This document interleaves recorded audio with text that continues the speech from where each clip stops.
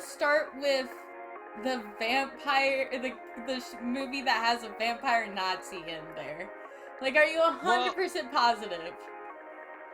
I don't think that there is nearly so much to be afraid of about the vampire Nazi because, um, well, it's not the Taika Waititi movie where Hitler's a main character.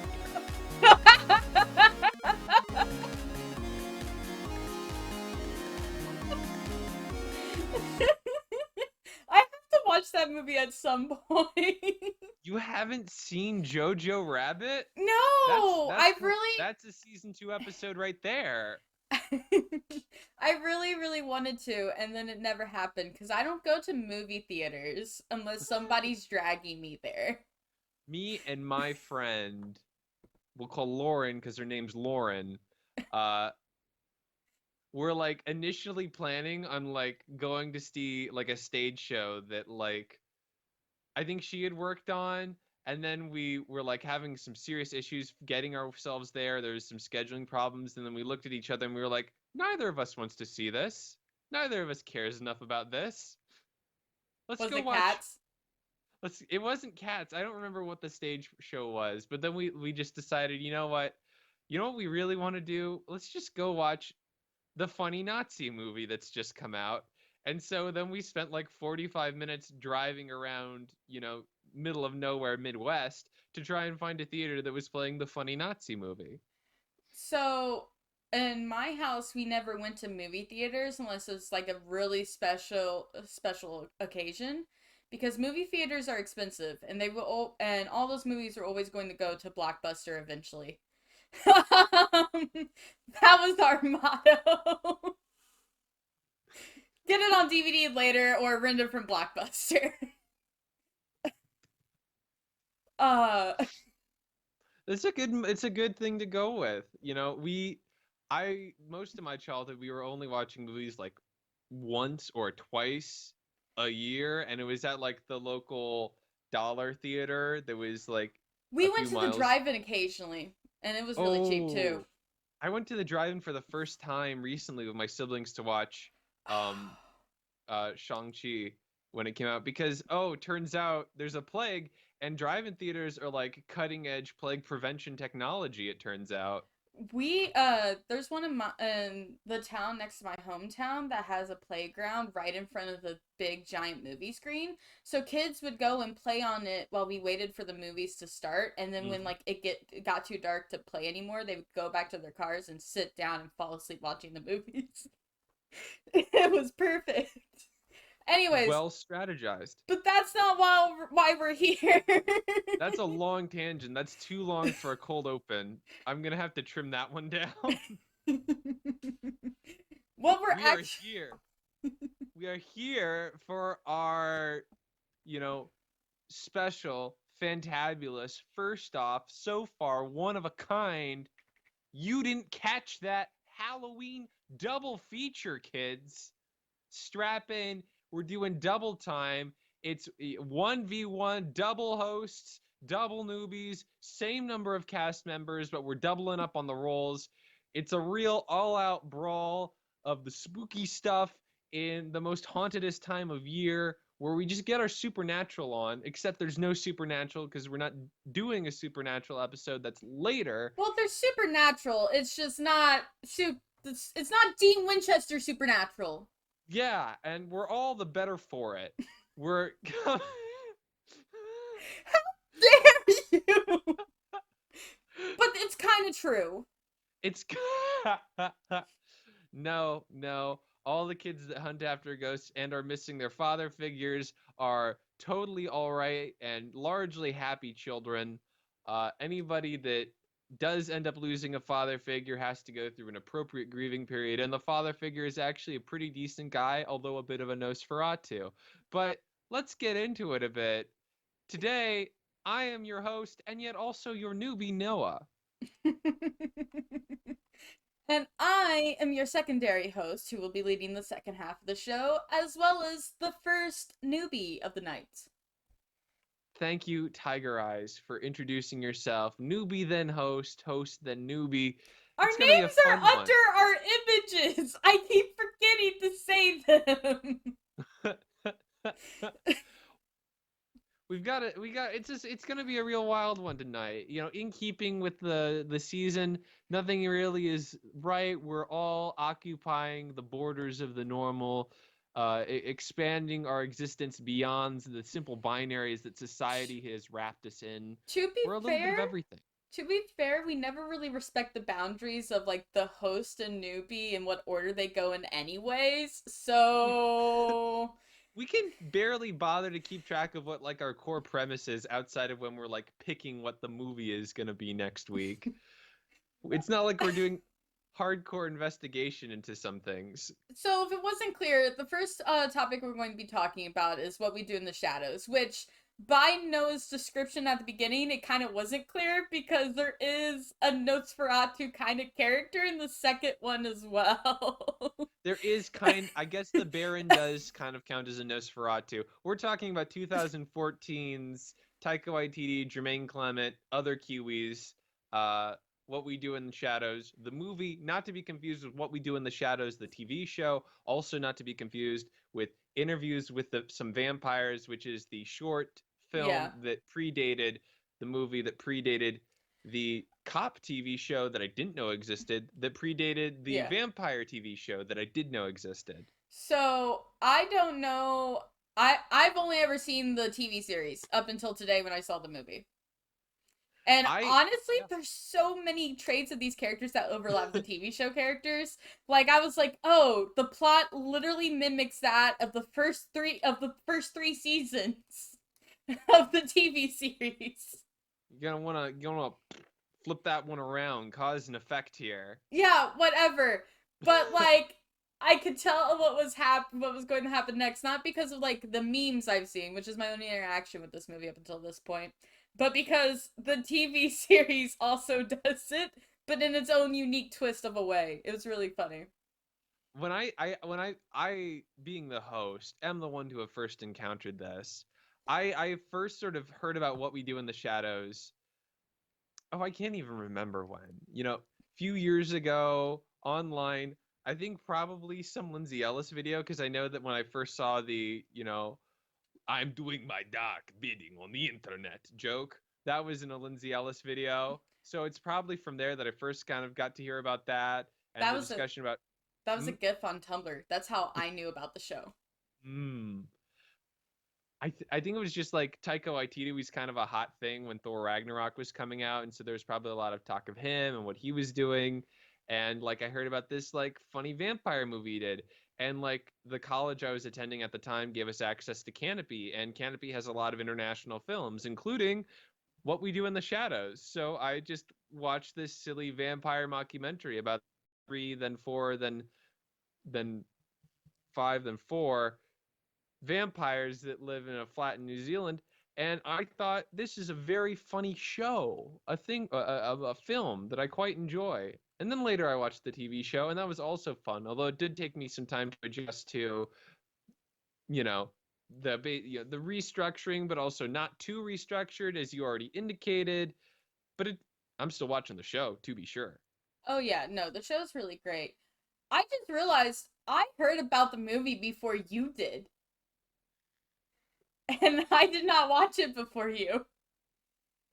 Who's surprised? Who's surprised? How did you hear about it? Uh, Memes on Tumblr, gifs. Oh yeah. I knew about the people sometimes talk because she's dating an older man, and I knew about the dark bidding on the internet, and I saw the cat thing, but I thought it was because people were so obsessed with the character they just like copy pasted his face onto a cat. Thought that it Uh, was like a running bit about his like, you know, dude, transformation people dysfunction. listen. I did not realize that's what it was going to be. I thought it was legit just a fan made thing that was part of the like joke of the community, because if you go in supernatural community on Tumblr, there are so many fan specific jokes and references that do the same thing that I aren't guess, in the show.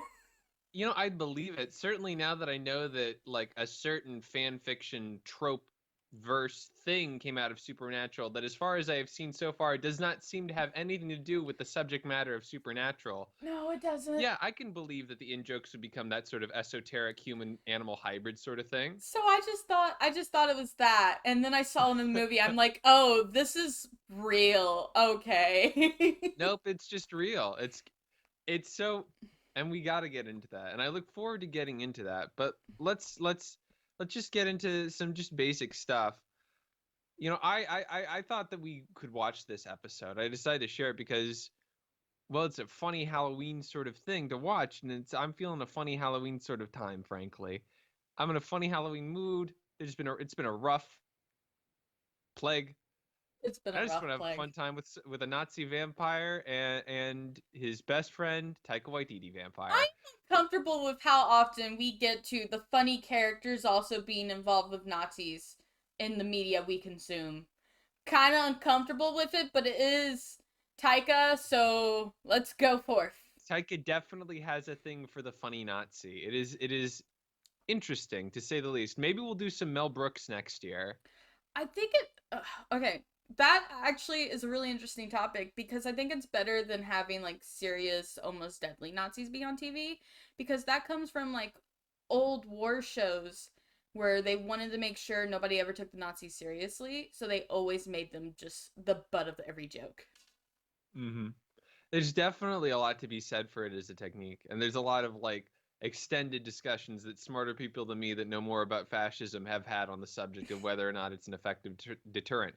But All I know is that if first, I were to dress scantily clad in lederhosen with pretzels on my chest, and play, say, "Springtime for Hitler" at on bagpipes at like a fascist rally, people would know pretty quickly that I was making fun of these people. So I figured that there's some utility to this sort of humor. Gotta say, was that too your esoteric a bit? sarcasm almost went right over my head.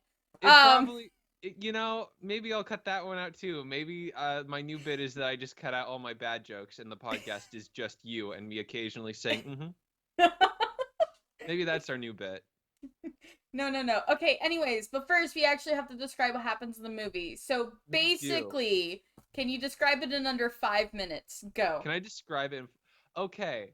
What We Do in the Shadows, 2014, is framed as a documentary where a small crew has been given access to follow a few members of the vampire community in a New Zealand city whose name escapes me because I'm an American trash hole. And Keep going. and we get to meet this handful of vampires that are all flatmates. We got Viago, who is an 18th century fop, is the specific word they use. He's played by Taika Waititi, and he is adorable. We've got Vladislav. That's the name, correct, Amundo? Yes. I just call him Vladislav, Vlad. Vlad the Poker, who is not Vlad the Impaler. He's Vlad the Poker. He's medieval, a bit of a pervert. He has a one line where he says that maybe we should get some slaves. Uh, he's kind of the rough around the edges one. This is kind of our Knuckles for the evening. We also got Deacon, who is the bad boy. This is the Shadow. He's a Nazi. Oh, we He's a are young going with vampire. Sonic, He's hip. huh? He's very jealous. He's an avid knitter as well. He is knitting a scarf throughout the movie, and making healthy progress, might I add, on the various knitting projects that he does. Also in the basement, we've got Peter, who is Okay. 8,000 years old, and Sire Deacon, and possibly other vampires that we meet later. Not So we hang around, possibly. He absolutely sired Nick, who we meet he, later. and maybe others among the cast. Nick definitely. So we go on, we follow their lives. They have a lot of like rough and tumble spots with each other. We see how it's like to be and live as a vampire, how they dress themselves, how they go out to eat, how they interact with each other, what some of the other vampires are like. We meet some of the newer vampires, a guy named Nick who just got turned a couple of months ago and is just adjusting to, being a vampire and the things that one should and should not do when you're a vampire. Hint, you should drink blood. You should not eat a single fry and then vomit for the rest of the night. Just a tip. Uh, just a tip. We follow them through some ups and downs. There's some frictions, some give and take. We have some run-ins with some werewolves. We have a new best buddy, Nick's friend Stuart, who's just like a human with kind of a pasty complexion that shows all the vampires new tech, and we get some fun episodes of them video chatting people, Google image searching, having all sorts of fun. And then tragedy strikes. Uh-oh, Nick was bragging about being a vampire to a vampire hunter who came in and killed Peter. Well, technically, the sun killed Peter. Peter killed the vampire hunter, and while he was feeding on him, the sun killed him. Okay, well, a sequence of events processed by which Nick was responsible for the death of Peter, everyone's beloved friend. And it's a real sad moment as we were all like, dang, we have lost one of our best friends, has died in a tragic sunrise accident. But we kind of have to rally together. We have to put on a good face for the cops when they come over to investigate. And then maybe learn some basics of fire safety, actually, that could be really useful. Yeah. And then the whole movie has this big finale where the whole gang goes to the local vampire / witch / everybody get together that they have every year, every few years. And Vlad's ex is there, and she's the main speaker. Drama ensues, fight ensues, people try to eat stew ensues. Somebody dies, not one of our guys. And then we run home, but no, werewolves are out tonight. And then Stu is mauled, and it's tragic and sad. And Deacon and Nick have a heart-to-heart, which is great because Deacon has been really jealous of Nick as the new young bad boy vampire. And we really have a real moment there. And then the story comes to an end as we reveal that Stuart actually also became a werewolf. And thanks to Nick, the werewolves and our vampire flatmates are now buddies. And they're just hanging out together, and they're having a good time. And it turns out that's what they do in the shadows. Not really thanks to Nick. It's pretty much only thanks to Stu, because everybody just likes Stu. So. Nick is who brings them over, though. He's the one that makes the first call. Is he, though? Because it sounds like a Stu suggestion. I'm just saying, Nick... I think that maybe Nick did. I think Nick is just crazy enough to have suggested that we need to get our vampire buddies and our werewolf buddies together. Okay, so first topic.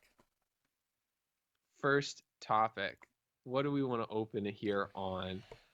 I just want to say that when I picked this and I thought about your reaction, I didn't really have anything specific in mind. When I was on the rewatch, I had a bit of a concern that just given the kind of non-traditional narrative structure here, where it's just kind of let's just sit with some characters for 90 minutes and just look at their lives as we throw obstacles at them and see what happens. I wasn't sure if that would give us enough fodder for discussion, but then I've just now remembered that you don't care about plot or that sort of thing at all. That is not your bag at all. Sitting with characters and vibing with them is your happy place. So I imagine that we've got some interesting things to say about specific characters. Anyway, what is this first note that we have right at the top of our list of things we wanted to talk about? So obviously I want to talk about ᴗᴗᴗᴗᴖ. Okay, if y'all have guessed, he was my favorite because I'm apparently predictable and consistent. Apparently, according to someone. We're all reliable in our own ways. I liked ᴗᴗᴗᴗ. I thought he was the funniest. I thought he was the sweetest. I enjoyed his whole side story of Catherine, whatever her name was. That doesn't matter as much as him just soliloquy. The woman he loves who moved to New Zealand that he followed 70 years ago. He followed after her, but was too slow because there wasn't enough postage on his coffin and arrived when she was already married. And so he spent a century pining after her. It's very heartwarming. Instead of killing her husband, he just waited for her husband to die, and then he went and visited her, and he turns her because she agrees to be turned. By the way, consent is a big one, and I love how this movie doesn't do shit without consent except for Peter, who turns two people without ever talking to them about it beforehand. Also the human victims. Those also the human victims. Consent. But, we don't focus on the human victims. Everything about what we do in the shadows is about ignoring those specifically. Or Or maybe looking them and looking at how awful they are, and then immediately looking back to the fun stuff we were having and just playing that as the Yeah. joke. So ᴗᴗᴗ is the kind of vampire who feels guilty about killing his victims. He wants to get to know them and make sure they have a nice night before he bites into their neck and they bleed everywhere. He clearly also does not know where to bite without causing a mess. He's Um, got some latch issues, to say he's the he's least. definitely got some lash issues, and I kind of wonder what that says about him. Kind of wonder if that's a specific kind of metaphor, but Whoa, hello. but that doesn't matter. So ᴗᴗᴗ is pretty much the only character who I don't think we actually get to see his unedited blunt self. And I say that because he's the only one who's always constantly aware of the camera's presence. Other characters like Vad completely forget the camera's there and then they have to be reminded. Deacon constantly forgets the camera's there. He'll zone out, go on his own little rant, turn around and be like, "What the fuck are you doing so close?" Nick wants to show off, yeah, but the moment like he's talking to someone else, he also forgets the camera's there. But not ᴗᴗᴗ though. I know I'm moving a lot. It's because my cat is playing with my feet. ᴗᴗᴗ is the one that like the movie opens on. When we're first getting into it, we're watching ᴗᴗᴗ get up out of his coffin and wake Yes. everybody up for the night. Because ᴗᴗᴗ is kind of the mom character. He's trying to get people to do their chores and go to bed on time, making sure they get up early. And he's also like looking at the camera. He's like, you know the look of somebody that's very excited to be on camera, but is also clearly never on camera. He's got that Yes. sort of glee on him. So out of all, and I find this character really interesting because out of everybody, it's clear he's trying to act for the camera in a movie that's all about actors pretending to be vampires for cameras. Mm-hmm. And I always find that really interesting because it The feels very intentional. that meta-ness of the like, oh, and this is the vampire that's like very performative and very engaged with the documentary element. Yeah, because when the other vampires are talking about their bad takes, one of them used to be a Nazi before coming to New Zealand, and the other one was a torturer who still kind of tortures werewolves sometimes. Um, He certainly tortures somebody. I'm not sure if it's a werewolf per it's se. it's one of There's the werewolves. I'm pretty sure because it's the one with blonde shaggy hair whose face gets thrown into the camera as he's transforming before he tears into the camera guy. I didn't recognize him at all. I thought it was just like, oh, he's just transferring humans. It's like a metaphor for him being in a bad place again. Poor guy. Maybe I'm wrong and I misrecognized him, but it was the same kind of like curly blonde hair, so I just assumed. Uh, but like they all have bad takes, but you don't know ᴗᴗᴗ's. His is that he wants to throw it in his familiar's face that his familiar fucked up. But then his familiar immediately is like, "But remember you said you would turn me a vampire and I did nothing with my life. Then you never turned me because you left, master, and you never came back like you were supposed to." And he's just like, "Oh, well, we're immediately done with that." Hey, camera crew, you want to go look at this thing? The moment anything starts getting real with him, he kind of shuts it down and moves on to the next act. Maybe I'm reading too much into it. What do you think? I don't know. I think that that's definitely a good read about his character. He's definitely the fastidious one, and I think that as an extension of that is sort of this inclination to like not look at the ugly parts of things. I just it maybe that's what it is. Maybe it's just that he doesn't want to look at the ugly parts of the world. I just kind of feel like he wants to be the good guy of the documentary. Mm-hmm. He wants to be the leading hero character, which is why when like they're shaming Nick, he wants to be like, "I didn't want this to happen." And Vlad's like, "You literally voted for this. Yes, you did."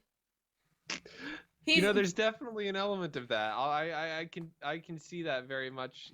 I now that you mention that specifically, yeah, this is definitely a guy that's got it. I think that that's an extension of his kind of foppish fastidiousness. He wants to always be seen as the good guy, and he wants to kind of always be seen, either as clean and as the good guy, and as just kind of the responsible one.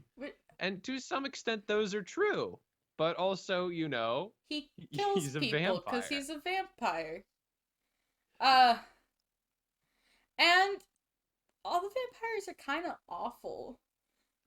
Even They are. Viago, like Viago doesn't have like a bad take, like let's buy a slave or something like that, like Vlad says. But not only with the way like he treated his familiar, just I'm surprised we didn't see a darker side to Viago because I was Hmm. kind of waiting for the cameras to accidentally catch it. That's it.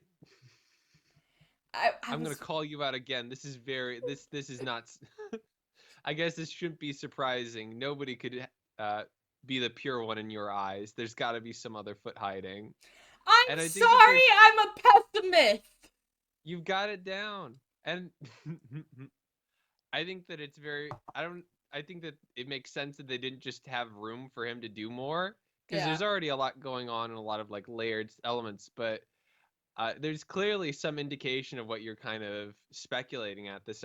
At least in terms of the character traits, that this is a guy that just isn't particularly interested in sharing or talking about the things that he knows will go over badly. He's very got a specific image of himself that he wants to maintain, and overall, fortunately for him, not too much happens that relates directly to himself and his personality specifically, as opposed to everybody else.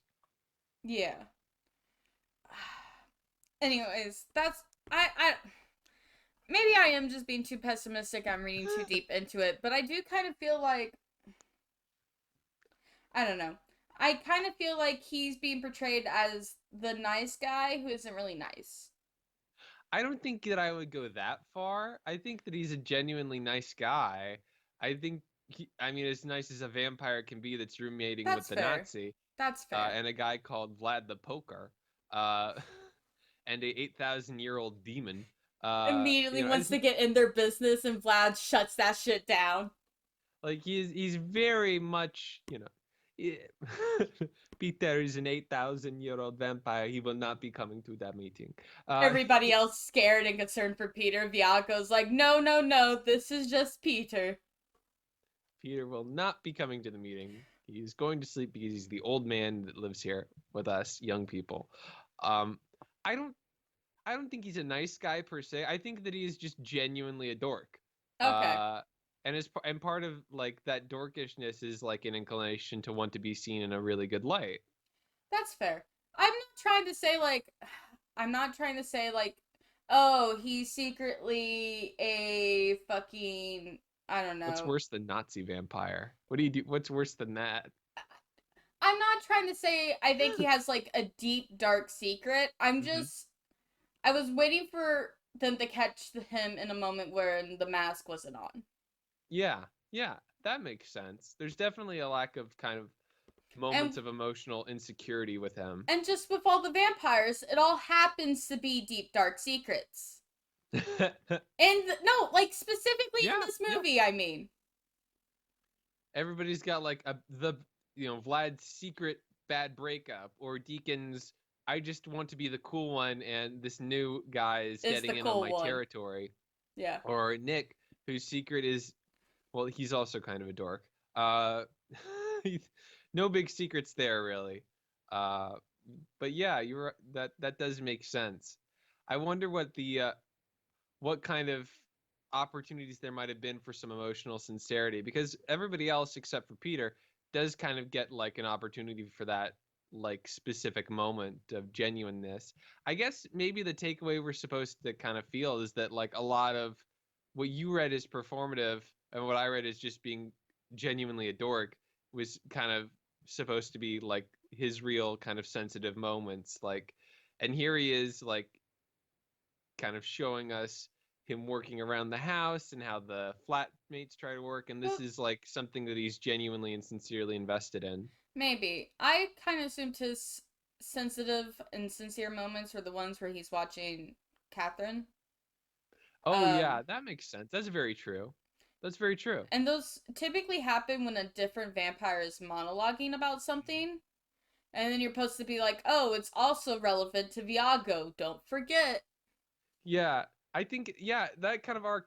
I'm not sure if it's even like a reminder of Viago's arc, more as like a using Viago's arc as like a lens or just like a reminder of some of these emotional and relationship complexities of being a vampire. Because if the movie's about anything, it's about how being a vampire kind of sucks, It but also sucks being a human ass. kind of sucks. So maybe it just kind of sucks, and you just kind of gotta live with it a little, which is a really kind of generic and kind of silly takeaway. But I think that that's a pretty fair assessment of what's going on here.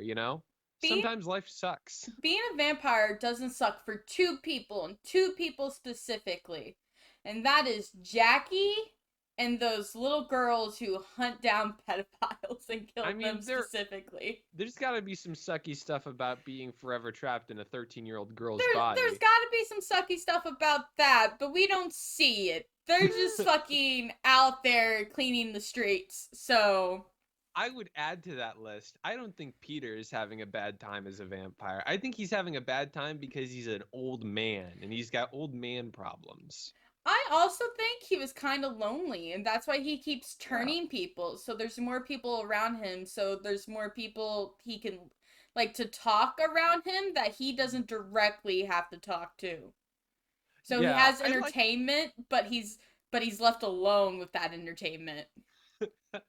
I like that we get like some kind of hint of like a conversation with Peter. Like most of the time he's kind of glaring and growling and you expect him to suddenly turn dangerous.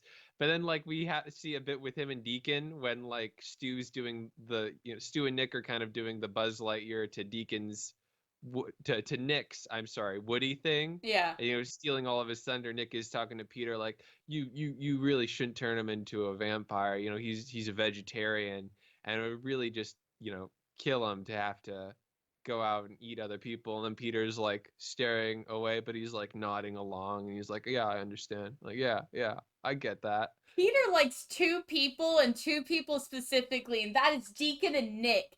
And I think Deacon like prided himself on that because he's the only other person who kind of has a conversation with Peter and gets interviewed alongside him.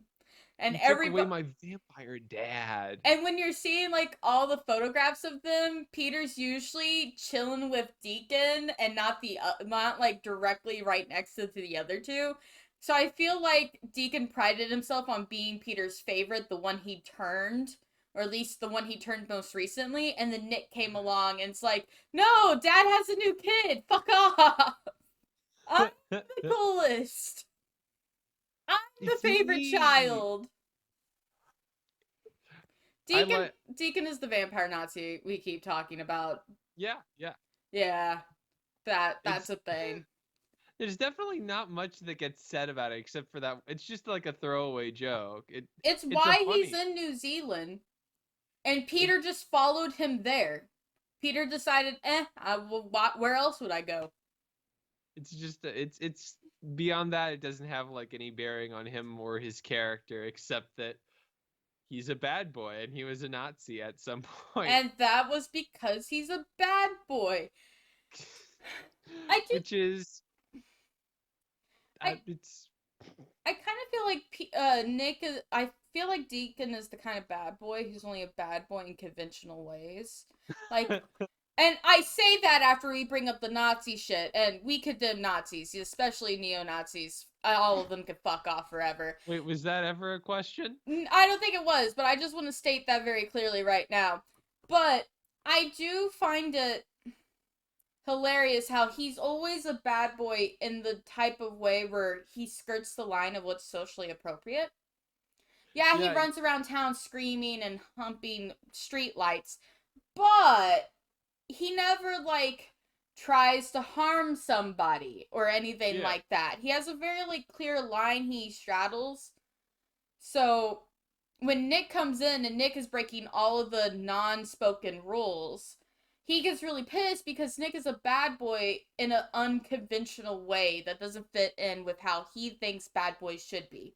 They're supposed to be the cool ones who kind of skirt the rules but never break the big ones. That could definitely be part of it.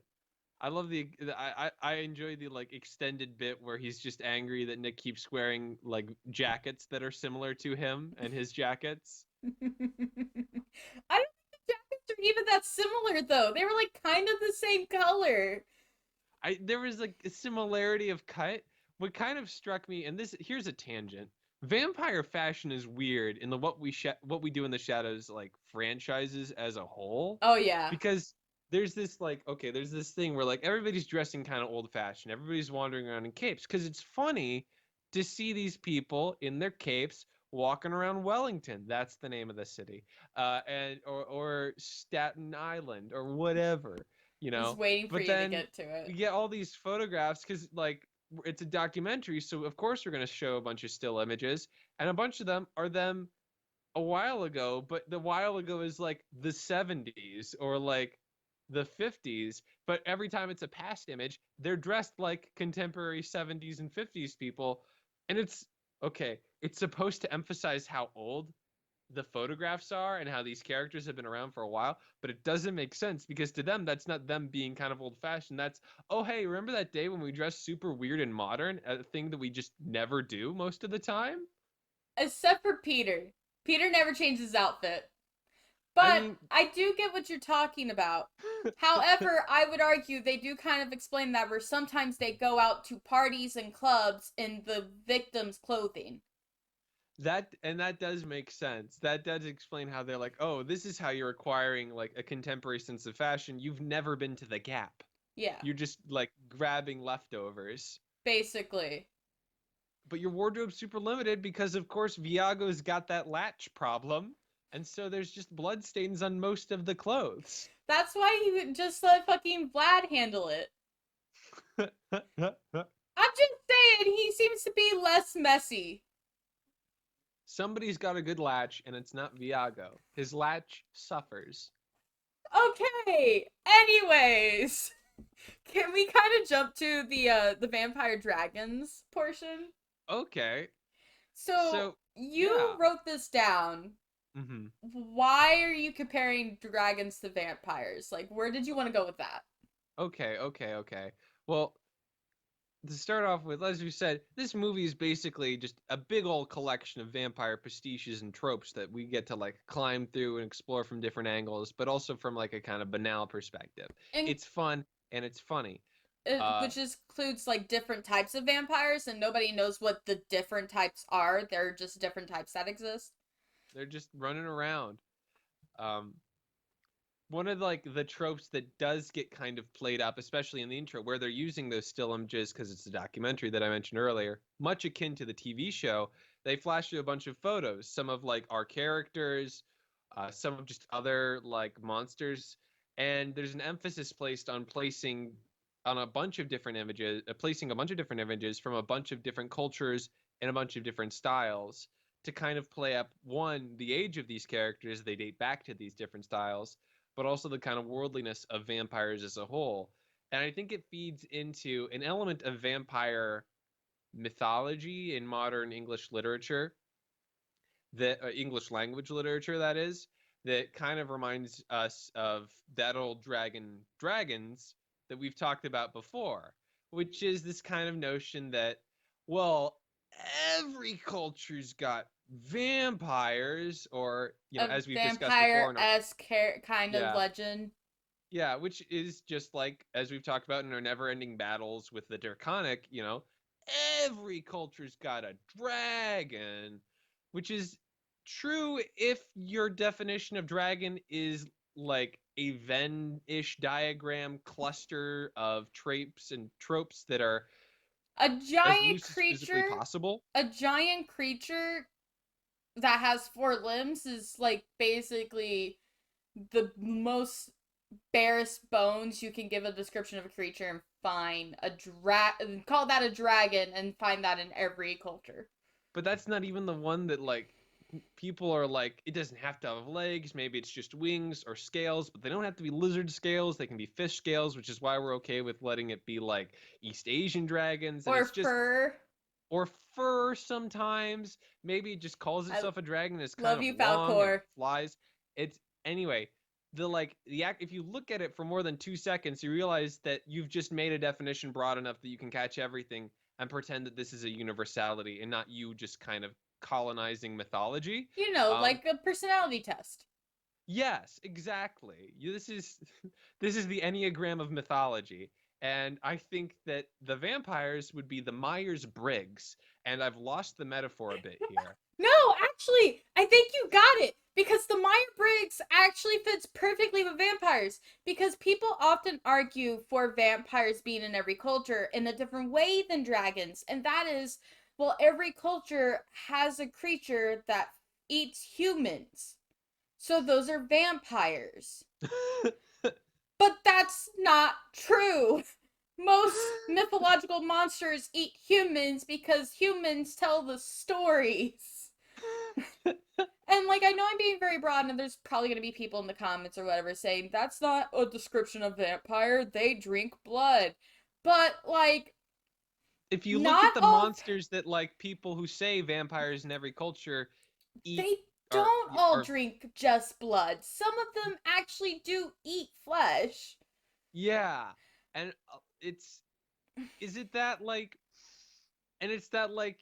Is that so, like, extraordinary? Like, people eat meat. I mean, not me. But people, by and large, eat meat. And so it'd be a natural taboo to have people meat be eaten. And that was probably a thing that people encountered because there are things that eat people meat. Yeah. So there's certainly a bit of truth to the idea that there is maybe an underlying fear that vampires as a concept maybe tap into, but it would be wrong to say, I would argue, that vampires specifically are the universal element. Yeah. Because that also implies that, like, and I'm using Western as in when you're talking about Eurasia, the Western part of Eurasia, that uses the Western culture of Eurasia as if it's the default. And the same thing happens with the term dragon in and of itself as well. Which is why, like, there's such a problem with it. But vampires get the most justification for it. Like, fucking, Myers-Briggs gets, no, this is actual science-based. So, that's why I think your analogy really works for that. No, this is the real one. This is the universal one. This is the one that's actually in every culture, but it's not. Every culture... That's not how this works. That's not how culture works. Culture... Okay, I'm gonna jump in as an anthropology major right here. Please do. Give us the double hit. So, cultures do influence one another, and there are creatures that do cross over into the other cultures, and then they get their own stories told. So there are some stories with creatures that are in multiple cultures at once. That's how dragons appeared in several countries that had similar speaking languages, but they had different legends about the dragons. However, there are still unique aspects to every culture. So while monsters and myths can be shared, they are not... Just because they're shared doesn't make them any less unique in every individual culture than what they were when they were only found in one. And not all monsters and myths that are found in... Okay, so... Even though cultures share and overlap and influence each other, that does not make anything found in them that are found in others any less important or influential in said culture. That's still something that people who practice it individually connect with in different ways. Ergo, even though dragons are found in multiple cultures, it's never the same kind of dragon. They're never explicitly the same until you get to fantasy, and then a lot of fantasy uses the same exact fucking model for a dragon because they're like, dragon. That's a culture that is building off of a specific tradition. Yeah, it's a culture that builds off of a specific tradition, and then you have people copy that because not only are they also influenced by that same said culture, but it's something that's known, so readers can easily grasp onto that concept again.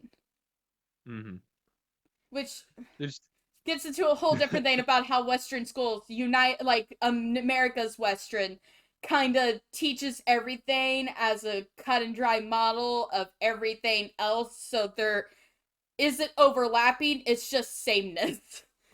Yeah. That's a whole other discussion. we're very We're we've very got low on two time. we've got a whole nother topic to get into.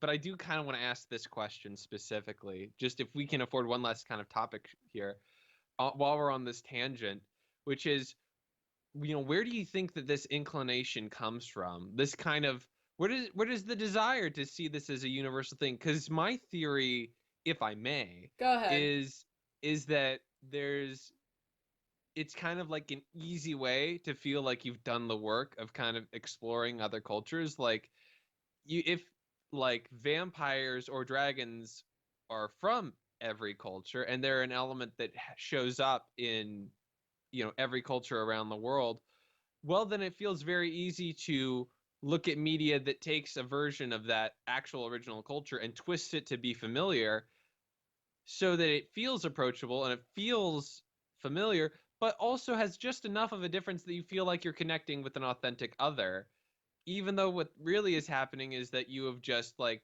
twisted and westernized something else to make it a bit more palatable for yourself. So you are actually touching on a more modern approach to this kind of thinking, which is basically taking the hero's legend theory and being like, okay, but how does the modern world affect the hero's journey? Is it really the same story told? Is it the same story told when it's in other cultures? What if we twist it from other cultures and see if it's actually still the same story? That's something that actually goes in depth, and I'm not surprised you kind of take the the modern approach to it. But there is another theory I would like to entertain in this way. Mm-hmm. And while I don't remember the specific name for it, it is basically the goal for sameness. And Mm-hmm. the goal for sameness is the idea, like, if you're constantly looking in the world for one monolithic truth, something that appears everywhere in the world and is always true in every culture, in every person's mind, what would it be? Mm-hmm. And this is a question that's explored in philosophy, and it was something that, like, Plato and Galileo tried to come up with answers for. Like, it's a constant question, and really what a lot of people come up with as the answer is nothing, because everybody thinks differently, and there's no like one monolithic truth that appears in every single culture. People used to give answers like, well, the earth is round, that's a fact, that's a monolithic truth, it's in every culture. However, it's not in past cultures, because that wasn't knowledge always pertained. And then you have flat earthers who exist nowadays, so it also contradicts in that way. Um, I think part of the reason why people try and say dragons are in every culture and vampires are in every culture is because it's the search for that one monolithic truth, something every human culture and mind shares, to try and answer that unanswerable question, because humans always want to come up with answers. And I I don't think that oh. oh, I'm sorry. I was just going to say that does not make your hypothesis any less correct. Personally, I take the approach of everything affects everything else, and those two can very easily be the reason why in modern media you see a lot of the same tropes being used, and the goal for twisting other legends and turning it into a more familiar in the more familiar way for the audience's eyes and gaze to get the most amount of money out of it. I feel like capitalism pushes it a lot more, but as you were saying, my friend, Well, because I I was went gonna say, off. I don't think ours are too mutually exclusive. When I brought up the example specifically of like westernizing a concept to make it more like palatable, I meant that as like an extension of a broader like pattern of relating to the myth of like a vampire or a dragon, which ties into this desire to like feel a sense of universal, because that gives it a power. But like the secret impact of that is it affords a comfort. The idea that the thing I am already familiar with is what's universal. I don't have to think about somebody else's perspective, because I already know that the thing that I grew up with and the thing that like is most meaningful to me and all these tropes and concepts that are significant to me in my storytelling are really universal. Everybody gets them. I don't have to look at it. differently. That's like the comfort that thinking affords, like secretly. A prime example I can think of is how like people think the boogeyman is kind of the same thing as dream eaters from oh man. Japanese folklore? There are dream eaters in Japanese folklore, but I was specifically thinking of the examples of the one in the museum at the college we went to. That came from somewhere in China specifically. Uh, The the one that looked like a elephant long. tapir? I think Yeah, that was Japan. was it Japan? I Yeah, need to because go that's back the to one the that they museum. based the Pokemon off of. Yeah, I need to go. No, I need I'm to go done. back to that museum and look over the Asian section because I'm taking a Eurasian class right now. We're actually focusing on China specifically at the moment. Ooh. Anyways, that's not the Say point. hi to the turtle for me. That's not the point. The point of the matter is that with Dream Eaters and the Boogeyman, people like to think they are the same thing, or like they'll relate Dream Eaters to Dream Catchers from like Native American myths. But when you look at them too closely, they're not similar at all, aside from the fact they all have to do with dreams and nightmares. That's it. And but in media, they're kind of all meant to be switchable almost. Okay. And I think that's because when you're trying to make the most money out of a project, you don't care if it's true to the legend as much as it can make the most amount of money possible, and making it for a white western audience typically makes the most amount of money because white people typically have the most amount of money in most areas. Uh so again, that's why I personally say capitalism has an influence on it, but that's me. Sorry about the whole tangents with the theories and everything, but I'm an anthropology major. I gobbled this shit up. And I do really feel like I need to make a sign that says vegetarian, please don't turn for you, so you can hang it on that blank wall behind you. You're gonna be the stew of this podcast. Oh no, I can't hear you. You like, you're gone, dude.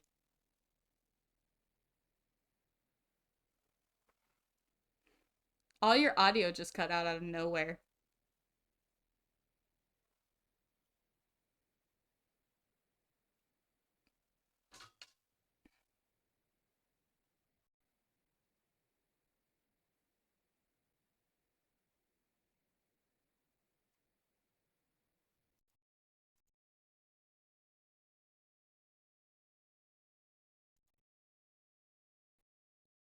I'll check my stuff, but even my computer says you have no audio.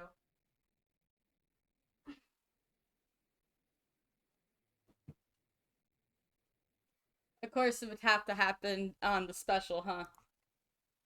Oh, you don't even There know. we go. You're back. I turns out my Audacity wasn't picking up my mic audio at all. So this will be one of those special episodes where I'm just pulling from the stream audio, I think. Oh man, that Which, sucks. But as you were going to say, oh man, I'm so glad to move towards using Zoom instead of this function, because then we'll never have to worry about Audacity not working. It'll just be like, anyway, what I don't even remember what I was saying. But well, I just made a comment about how I want to make you a vegetarian, please don't turn sign so you can hang it on your wall behind you. It'll go yeah, right next to the illegal coffee poster from Takashima. and I was gonna suggest that I need to get like a do not turn tattoo on my neck in the same way that some people have a do not resuscitate tattoo across their chest. Just to indicate if any helpful happy vampires are wandering along. Although if I was going to go, I wouldn't say no to going with Carlisle. Maybe if Carlisle was there, I would be like, well, maybe I could spend an eternity with this man. Carlisle? Not even Alice, but Cara? Okay. Carlisle is a very attractive man. Arguably, Carlisle has more raw magnetism than any other member of the Cullen family, and that is a close second. I'm sorry, but like Alice is right there. I'm just not. I'm just not a lesbian, I think is the real issue. Like, I am straight, but not, it's a different kind of attraction to women that I think Alice, makes exciting. Whatever. We're not talking about The point. saying, like, okay, so I don't know. I don't really experience lust at all, but like if I had to pick the most charismatic Cullen member, it would be Alice. She's the nicest, she gets along with everybody the best, she understands what you're feeling and is always there to support you. Like, what the fuck does Carlisle do? Like, what the fuck does he do? Give me one fucking thing besides being the Civil War. Empathetic and charismatic man that everyone seems quite drawn to and inspires people to try and live their best, selves to achieve a higher morality than culture at large would consign them to. I don't remember any of that being like in anything. I guess you didn't get to the later books where, or in my case, the later movies where we get kind of that specific. Nah, I dropped that shit so fast. This specific sense that like. Total tangent here, but we definitely get to that sense in Breaking Dawn where we start gathering Carlisle's friends and you're like, oh, this man is like culturally significant, at least in the like vampire community. They like respect him and see him as a guy that is like got like a significant moral fiber. I guess. Maybe when we eventually do Twilight, I'll learn all about that and I'll agree with you. But right now, Alice seems like the most emotionally intelligent, so she's my pick. Oh boy. Anyway, I think that we have another half of the double feature to get to. Do you want to make the transition then? Alrighty, so insert random ass transition here, which is probably just going to be me moving my fingers like this because I'm not going to cut it out of the video later. So, our next topic is going to be a show that doesn't talk about Halloween, but feels like Halloween to me, to its very core. And that is specifically Hilda. So, Hilda was originally a pilot. It was a show that, along with like Infinity Train, was released as a pilot, and like when Cartoon Network shows off pilots on their channel to see like which is going to be popular, which is not. Hilda did not get picked up by Cartoon Network. Instead, because it was indeed enjoyed, it was picked up by Netflix. So Netflix picked it up, and it took like 2 years for the first season to come out, if I'm remembering correctly. I'm repeating all this information off the top of my head. If I'm not 100% accurate, feel free to correct me in the comments. However, I followed this show because I saw the pilot and I loved it so fucking much. Because it feels so Halloween-y. It feels Halloween the same way like Over the Garden Wall feels like Halloween without starting with that explicit on Hallows Eve start, So, Hilda is a show all about a young girl who lives in the middle of the woods with her mom in a house her great-grandfather built. She spends every day out in the forest getting to know the supernatural creatures, the common and uncommon that live in the world around her. She does not know how to talk to people, so when trouble arises and their house is destroyed thanks to two friendly giants who didn't notice where they were walking, Hilda learns a lesson that, hey, even your presence can disturb someone without you knowing it does. And when you learn that it does, maybe you should move on too. So they move to a city. And in the city, the supernatural occurrences do not stop. And Hilda keeps getting into more and more trouble concerning her mother, who just wants her daughter to have a normal life. Like she did when she was a child in the city. So I guess Hilda's wilderness wandering side comes from her father, who we do not know, and that they will never be mentioned. So that's Hilda. Hilda is a supernatural children fantasy adventure in a world that's filled with fantasy, and no one seems to acknowledge it. So it's got like a fabulism feel to it. It's very specifically fabulism because the world's not normal and it doesn't make sense if you think too long about it, but Hilda's a kid learning about it nonetheless. So that is the Hilda show. It's on Netflix. First season's 13 episodes. It's got 2 seasons out right now. As far as I heard, the third one is in the works. So Noah, why So didn't you catch this? Why didn't you catch this animated glory that is Hilda? I have not heard of it Holy prior to this. I don't shit! think I'd even seen it on like Netflix or anything. Ah, that kind of saddens me. That makes my heart so sad. Well, I made you watch it, so what did you think? I I I I liked it a lot. It's fun. I haven't gotten a chance to watch a relatively new cartoon show in a while. Uh so it was a really cute time. I My first impression was kind of how much I was struck by the resemblance it bore to a lot of kind of children's and YA graphic novels from like the late 2000s to through the 2010s. Which was a movement that I didn't really get to catch too much as it was like actually happening and I was actually a young child, but definitely was. I don't been It's been really cool to kind of watch from the sidelines and just appreciate the artistry and just the growing rise of comics as a medium. But that's a tangential point.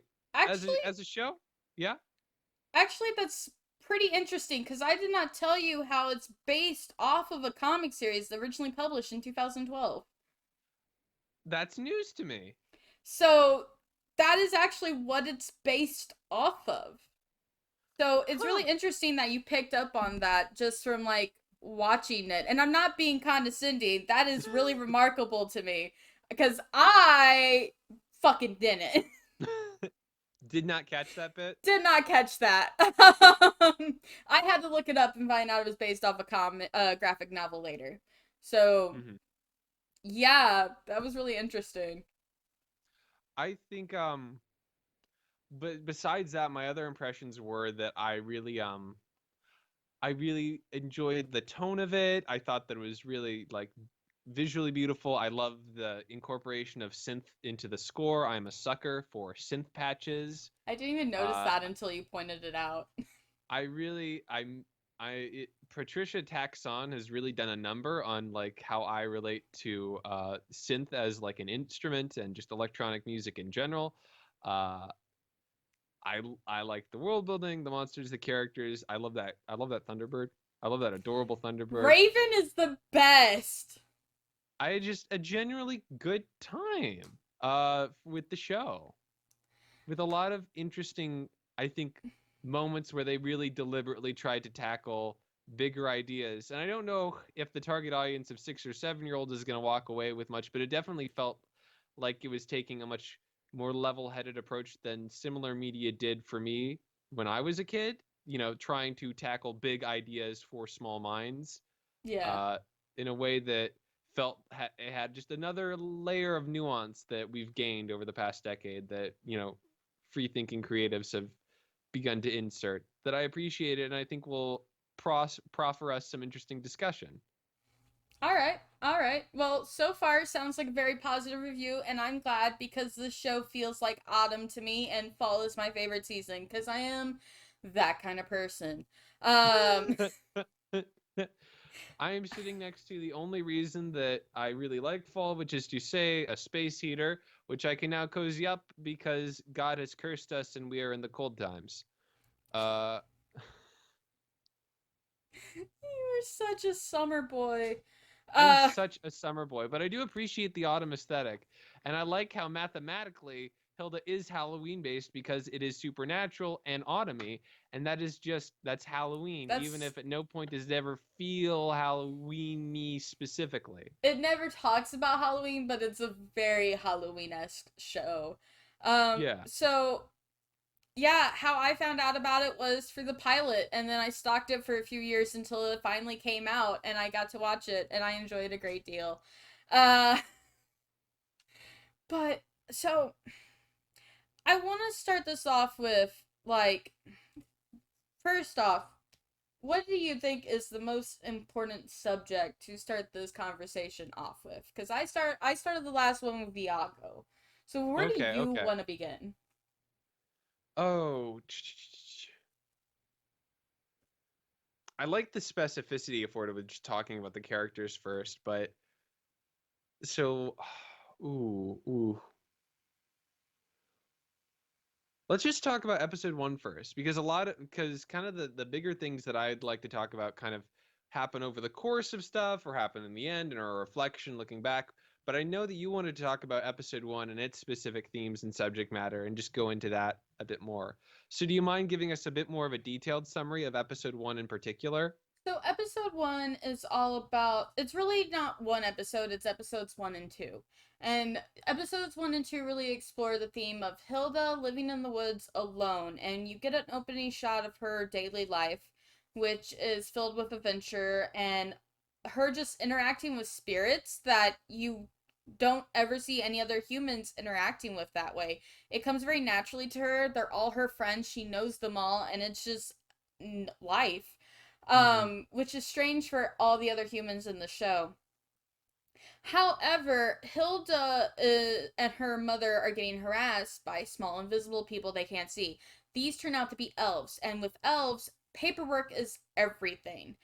So you can't see them unless you fill out the paperwork, and then once you see them, you can hurt them. So Hilda and her mother have been walking through their houses, never knowing they were there, and never causing them harm except for emotional and psychological harm, which is the elves' big problem. So when a new prime minister wants to get elected, they campaign on getting rid of the big feet, which is Hilda and her mother. So when Hilda finds out that they were accidentally harming the elves, she wants to make a deal so she can stay living here in her home and doesn't have them walking in her house throwing shit at her mother and her anymore. But every politician keeps saying it's out of their hands, they can't do anything, you gotta go to the person higher up than them. Meanwhile, there's a giant that's stalking the same valley Hilda lives in, and this giant is one of the last giants that are in the area because they were on a quest to sit on a mountain and protect the world from alien forces for a millennia. Specifically, it was what I believe he said in the show 4,000 years, but it can be up to millennia, this task of theirs. So they're looking for someone they agreed to meet, their past love. Basically, the culmination of the show goes with Hilda saving the king, whose house was on the king elf, whose house was on top of the female giant. And then when the female giant wakes up and reunites with Jorgen, the other giant, they walk off happily while Hilda and her mother celebrate being able to stay in their home because they made peace with the elves. Then the giants step on Hilda's and her mother's home, and they never realize what they did. And Hilda looks down to see her mother stepping on top of an elf's home because her mother hasn't filled out the paperwork yet, and sees the elves outside staring, waiting to be able to enter their house again. And she's like, okay, maybe moving won't be horrible. It's gonna be bad, but it's necessary. And I think that's a really, responsible way of depicting a child, not the selfish being who, even after they see they cause harm, they still want to keep causing harm. And that is just like a subject matter is a recurring motif throughout the show. In the same way that like Hilda's interest in going on adventures and kind of always being the one to cross boundaries and go off and do stuff that involves, crossing cultural taboos. One of the biggest taboos that there is in the cultures that she lives in is listening to these supernatural creatures and empathizing with them and learning to care about them. That is something that she's only able to do because she's already so invested in kind of living outside of the norm. Yeah. Or maybe she's also interested in that preternaturally and she's emboldened by her living outside the norm. There's a feedback loop going on here. The point being, there's the specific idea of the hurt that you do others through your own ignorance is still something that has to be mitigated, but it's also something that it would be unfair to blame on you. Yeah. Or at least unfair to use as a point of your own, like, you being a bad person, which is, like you said, it's very nuanced for children, for a children's show. Extremely so. And this is a recurring theme and happens in several episodes where Hilda finds out something she did caused harm. She realizes she didn't know it caused harm and she admits that to her ignorance. She learns how to avoid that in the future, and then she shares that information with her friends who also know to avoid it in the future. However, all that harm could have been avoided if the adults talked about these creatures more and shared Mm-hmm. information they knew about them. But something that's really strange about Trollberg, the city she Mm-hmm. moves to, is that the only supernatural beings that are talked about in Trollsburg is one, the trolls, and they are Mm-hmm. depicted as violent monsters who need to be avoided constantly, which we see isn't true in the first episode where Hilda helps one and it returns her sketchbook she lost. Um, and we see in the later episode where Hilda returns a baby troll to its mother after it got lost, and the mother leaves, causing no more problems. Um, in this season. However, there are also creatures that are talked about, and those that would be the raven, which is the Mm-hmm. thunderbird. And as far as like media taking myths from other cultures and putting them in media, I feel like this one is the most tasteful.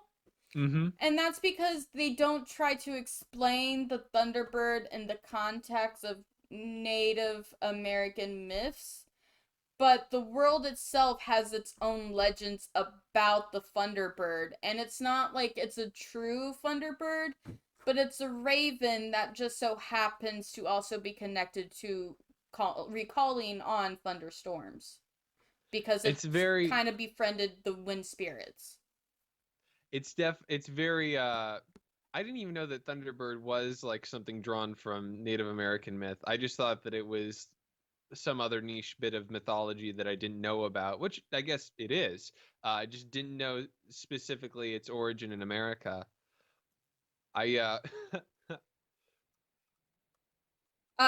I'm This glad. was actually a very big conversation because J.K. Rowling used it for one of the American houses. And so Well, I bet she did. there was a very big conversation about appropriating Native American myths. It's a myth that can be found in the United States and Canada. And Mhm. specifically within like while it's various tribes, some it's found in plains areas a lot Mhm. because thunderbirds would sometimes bring storms and lightning to the dry to plains Can basically. I assume that it has the same nuanced metaphysical properties that are as diverse and varied as the Wendigo, which we had Oh, discussed previously? 100%. So it's not the exact same thing as the Wendigo, obviously, but it's very much culture. Depending on which culture you're talking to, depends on the specifics of it. Mm-hmm. So I'm trying to be generalistic without being insulting in the way I'm Yeah. describing it, which makes it It, it's one of those very things that without the difficult. broader context, and there's a lot of specific stuff, There's a it's hard to lot talk of about and give a specifics. summary without risk of the viewer who has a Western English, European background just globbing on a bunch of generic assumptions. Yeah, and like even though it's a myth that has been talked about a lot in my anthropology classes, it's still I still don't feel like as if I know enough about it to give Mm-hmm. an accurate history of it, Mm-hmm. to But be you fair. think that by divorcing themselves from everything but the idea of bird and lightning, this is I feel like it's still kind of it's still appropriation, but I feel like it's less insulting because it's not trying to explain another culture directly to the viewer. it is taking a name and running with it as a prompt mostly. Basically. And while again, I still say that's some appropriation because it It is, is yeah. an existing myth. I think this is a more respectful way of doing it because culture Yeah. does affect culture and taking aspects of other culture and using them Mm. is a very common thing. I would rather a show do something like this and not trying to explain Native American culture and legend to the viewers Mm-hmm. versus something like uh Until Dawn trying to explain what a Wendigo is to white viewers. Um Ooh, that's a woof for me. That's a woof for uh, me. while I enjoy the Until Dawn game and I really enjoy the choices and the horror aspects, I really just like the fact they used the actual Wendigo spirit or what they thought it was. So I'm just gonna go with this as the better way of like using said influences. Stepping back from this extended discussion, one of the elements of the show that there's a lot of room for like nuance and specific critique, and I had kind of a moment where I was like getting into the reeds of that when I was watching the first episode. That was kind of like I was just kind of got tired. I was like, Yeah. do I really want to go into the nuanced critiques of like how well a children's show for actual children does or does not handle colonialism as it's trying to teach a lesson about like cultural interaction to actual children? But the truth is, yeah, there's definitely stuff to critique, but also I think that there's stuff to commend. Like we said earlier, the show handles things with the nuance. And I wanted to like go back and just say specifically, children's media in English language like cultures has a long history of handling like complex real world concepts with nuance and care. That's not bad. That's not extraordinary. It is something that it does frequently, and that is a part of the quality children's media. But I guess what I would like to commend about this specifically is the way that in which it does that, because it does take these nuances and it is very skillful in the ways that it is able to convey them to a child and to convey what I think are concepts that when I was a child were not getting brought up Yeah. specifically. The idea of unconscious harm, the idea of like learning about other cultures and having to and living with that gained knowledge about how you interact with them. I love how the idea of the elf houses specifically as a metaphor, right? Like cuz it's so good. It's so like gets the thing. You don't see it. You don't realize that you're doing the harm to it until like you finally get let in on the reality, and suddenly everywhere. And now every shot where you didn't know there were elves houses, there are elf houses, and they're just always there now. And that I feel like is really brilliant because you can't blame you can blame Hilda, but you can't really be mad at her for not knowing she's causing harm to them because Mm-hmm. again, the only way you can know is if the elves bring it to your attention, and if they don't bring it to your attention, there's nothing you can do about it. Because while the forms are accessible to everyone, you have to know they exist in order to fill them out. Mm-hmm. And then you have to And figure out where they're found at. But if you grew up in the culture and you already are in the know, you don't think about telling outsiders that. both the systems of the elf village and of Trollville are all designed to like keep Everyone knowledge else of or out of to them. outsiders separate. Yeah. That's the intended function. And so it takes somebody that's willing to skirt boundaries to figure this stuff out. And then you got to live with that. There's no unknowing these things. And so at the end of the episode, like you said, she's got to realize, oh, this sucks, but it's the only thing that we can do because now it's happened to me and I understand it. Yeah. And another thing I really appreciate about the show, and there are Mm-hmm. definitely faults with the show. It's not animated style that's for everyone. It's kind of cartoony with like a crayon outline for all the characters, and it's purposely supposed to be like that. Heaven How, forfend. however, Stylism. yeah, like it's not a style that's for everybody. I enjoy it, but I don't have very specific taste. So I insist on all of my cartoons looking exactly like a Coco Melon short that's 10 seconds long and 240p. anyways, another aspect I really enjoy about the show is that Hilda as a character never, while she gets angry sometimes about a situation about being blamed for stuff, she never regrets learning the lessons she has to learn by the end of the Mm-hmm. episode. Mm-hmm. She never goes, well, that wasn't important, or that wasn't my fault, so why should I take it to heart? She's always like, okay, that happened, it sucked, but I know better now, and I have a new friend, or I know about a new thing that I can walk away with. And I think that's a very like healthy depiction of a child learning lessons they may not like to learn for children to have.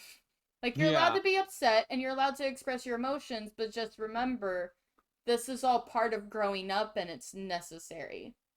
there's definitely an interesting element to that. I've seen some people argue that, there's probably not much point in putting a moral into children's shows for children because they're not going to remember the moral of any given episode. That's not how children interact with media, or most children. I'm sure that you may have had a different interaction with children's media, but in my personal limited experience, my memory of children's shows has a lot less to do with any specific given episode and the lesson learned therein, and more to do with the broader tones of the episode or specific bits that stand out in my mind or emotional moments maybe. And I think that having a character that is consistently got that same attitude of like, okay, we've just learned something unpleasant, how we, build on this and try and change ourselves so that we're not, unconsciously hurting them in the future is a good thing to have, just as a consistent element that will be, just remembered and serve as a quiet object lesson how to take new knowledge about underserved groups and move forward with that. Yeah, so that's like my favorite aspect of the show, just the way they handle lessons and the way Mm-hmm. they talk about it, and just how it never feels like they're condescending to anyone watching. If Yeah. you're adult and watching it, there's not like any way it's making fun of you for enjoying a children's show. If you're a kid that's watching it, they never question your intelligence. Mm-hmm. Like it just feels very awarding to watch Hilda instead of like you're being condescended to, in Mm-hmm. my Yeah. personal opinion. An extension of kind of a discussion of how this relates to other children's media. Which, well, can I just reiterate, this is a fun show to watch in its own right. You don't have to have it as part of a broader meta discussion of children's media as you half remember it as a 20-something that hasn't really sat down and had a full diet of just children's media in a while. That being said, Why you another gotta thing call that me I out think like is that? interesting. The other thing that is, I think, interesting about this show in that context, if you want to go there, and if you're still listening, I think you do, uh, is that this is the rare instance of a show that is about children going on kind of their small children, like grade schoolers, going on their own little adventures that are fantastical, but the world itself is also fantastical. Mm-hmm. There is not some hidden fantasy world. This isn't like a Dragon Tales scenario. This isn't like other example, Narnia. a Narnia. Yeah, that's another good one. Yeah, one of those things where like, yeah, you're going off and having fantasy adventures, or a Pan's Labyrinth, to choose one that isn't technically children's media, but is kind of also playing with the tropes of the genre. Troll. Oh no, this is actually kind of like Troll Hunters. Never mind. Continue. But there's this thing that happens, and it plays so well with the exploration of like colonialism and learning about the other and how to not, be a suck. Uh, Learning that you benefit from bad things that happened in the past yeah, while acknowledging you can fix stuff for the future without holding yourself to your ancestors, all their which, choices. which excellent like subject matter to draw from fantasy stories specifically in the English language tradition, but that's not what I'm getting to. Yeah, What yeah, I'm yeah. getting to specifically is combining that with with an openly fantastical world where the adventures that you're going on don't have to stay secret. They're something that the adults know about. But the secrets are being kept from them too because of the broader systems at play that don't want the information shared, not because of big malevolent government conspiracy reasons, but just simple like, oh, we took this land from these people, so they're actually monsters, is the thing you have to understand. Or, oh, these people that live in our house and like share our space with us and have like traditionally done so for a while, but we don't interact with much and are like super happy to kick out all the time, they're actually bad people and you shouldn't talk about them or address them at all. Don't learn from that. The That, Nissa is what he's talking about right yeah. now, and that's a really interesting one because the Nissa even believe other Nissa are evil. They've bought into this like weird human propaganda against supernatural creatures It's almost entirely in general, and Nissa in particular. yeah. I do want to focus on that later, but continue with your point. But I guess I got off track here. The specific point that I was trying to make was that when you have a fantasy world that is actually a fantasy world where children are going on these adventures, they can connect with parents. there isn't that recurring bit where the parents are like, I can't see this, or you must be crazy, or your sister's in a wardrobe. What are they doing in there? I've got coats in there. They're very expensive. You know, it gives people the chance to like go to a parent and be like, hey, this bad thing is happening. And the parent will go, oh, let's Let's help you fix and get you out of the that. bad. Let's fix that. Let's. They're not like, what are you doing? Are you crazy? Or are you making stuff up? You're a liar, and I won't support you. Which I is probably not a good environment to present to a child. also, like, all the parents in this love and adore their kids and are very, very proud of them. You kind of have some inkling that maybe Frida's parents are a little bit too pushy with achievements, but they still love her. And Mm-hmm. like David's parents are always proud of him, and Hilda's mom is always ready to help her solve any problem she needs help with. And when Hilda wants to solve something on her own, she encourages her to try, but to know that she Mm-hmm. can always come back and there will be another plan. And there's definitely just this sense of like trust that when they come to them and they present these like supernatural issues, it's not the end result. Maybe there is some complications initially, but the end result will be support. Oh, you're like, I believe you, I trust you. Let's Let's resolve this issue because fantasy magic and stuff is real. so another thing on that is like when we were talking about really shitty parents and how every media kind of has shitty parents, I threw in Hilda as the counter example, and I still argue it's a pretty well counter example because in this fantasy world where supernatural creatures exist and there are Mm-hmm. monsters and myths that are actually history. It's really interesting how the town kind of has unspoken cultural rules of not talking about this stuff until there's a problem and then they want to get rid of the problem and never talk about it again. Mm-hmm. And Hilda's kind of treated as an outsider because she actively discusses the supernatural beings she's encountered, and her mom encourages her to do so. Where it's like teachers don't really see a point to it, or like other adults are kind of Mm-hmm. concerned with how often Hilda brings that stuff up. But they know it exists, they just don't want to acknowledge it's a real thing. Mm-hmm. And I agree with you 100%. I find that really interesting about the show. I don't really have much to add onto that except for the Yeah. fact that when it comes to the example of the Nissa specifically, Mm-hmm. Nissa are depicted as these creatures that live in the empty spaces of your house, which all adds up together to create a unused room. So every house has one Nissa. Nissas do not be near each other or with each Mm-hmm. other unless they are like forming a family.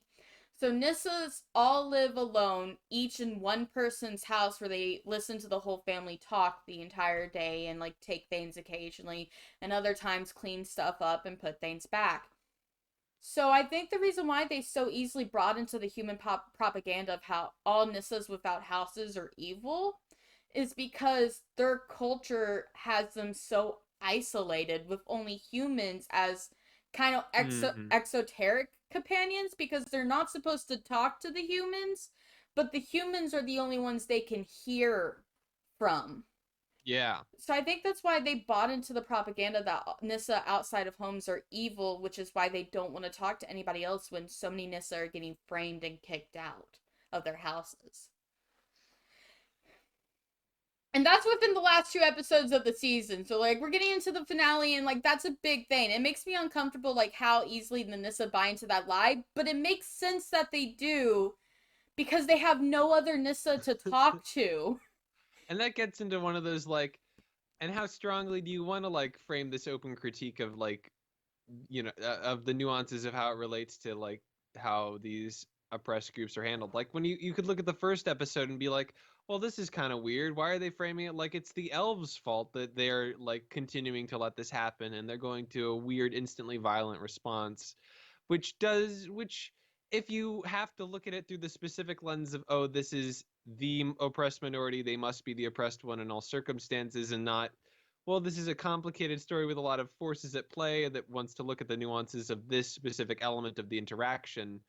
You know, it depends on your framing, and I think that what I would proffer is that when we look at these shows for children, for actual children, And when we look at shows for adults, for actual adults, maybe You don't get and that this is me subtle speaking, I will speak about conversation. myself personally. I'll avoid using we moving forward here. For me, I find that sometimes I can talk myself into thinking that a thing is bad, capital B, just because I've selected a framing that maybe doesn't let me see the nuance, and that is built primarily on my reading things more as a specific one-to-one allegory and less as a let's look at this broader theme or motif of a social interaction or a relationship or some sort of event and talk about that in general, but without specifically trying to allude to or instruct or be didactic about actual real world groups and communities. And I wonder if maybe, I don't know, the Nissa in particular and the elves, might benefit from that sort of more open-ended reading.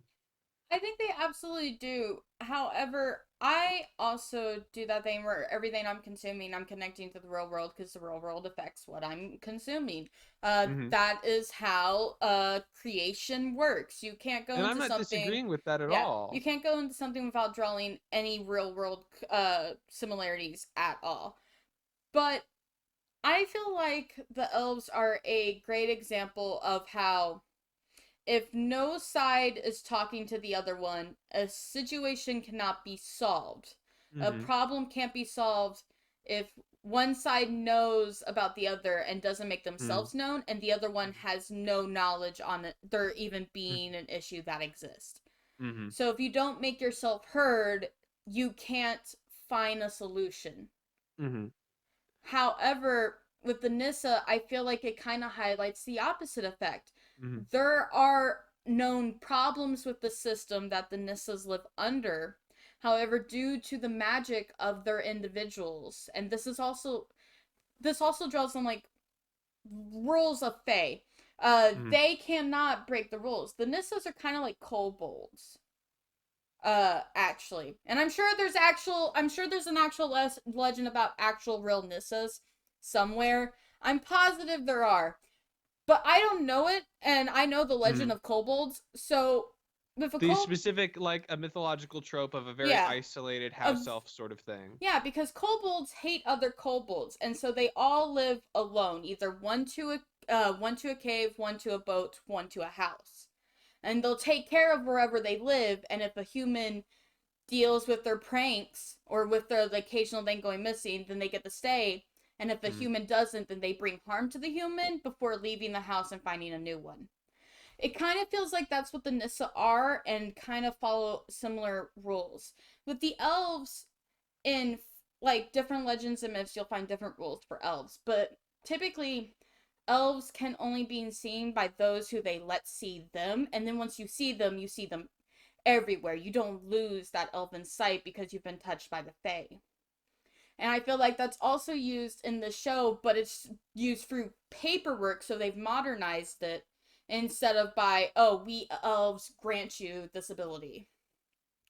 So that's what I find really interesting because these are like real legends that are being used in the show, but the Hmm. creatures inside the show themselves have found ways to modernize themselves and Hmm. make themselves fit in the world that is Hilda, because for once it's a fantasy setting that's not like medieval. Hmm. And that's just like where I was going with it. But how do you That's think? how I keep approaching it. But how do you think that when it comes to like the kind of the funkiness of the Nissa that dislike each other, how do you think that Be- help? I'm pretty sure I've already explained that because I think the Nissa disliking each other comes from the fact that they're isolated and Hmm. disconnected. And Hmm. so if they only have humans to listen to, and humans don't trust the Hmm. Nissa because everyone in Hmm. Trollberg doesn't Yeah. trust anything supernatural, of course they're going to learn to dislike each other. They have no Hmm. one else to talk to. Well, how about with the specific example I kind of felt looking at the elves, and if you're looking at that episode through the specific lens of like a colonialist narrative, and this is definitely a show that plays with that, Yeah. baby's first discussion of colonialism.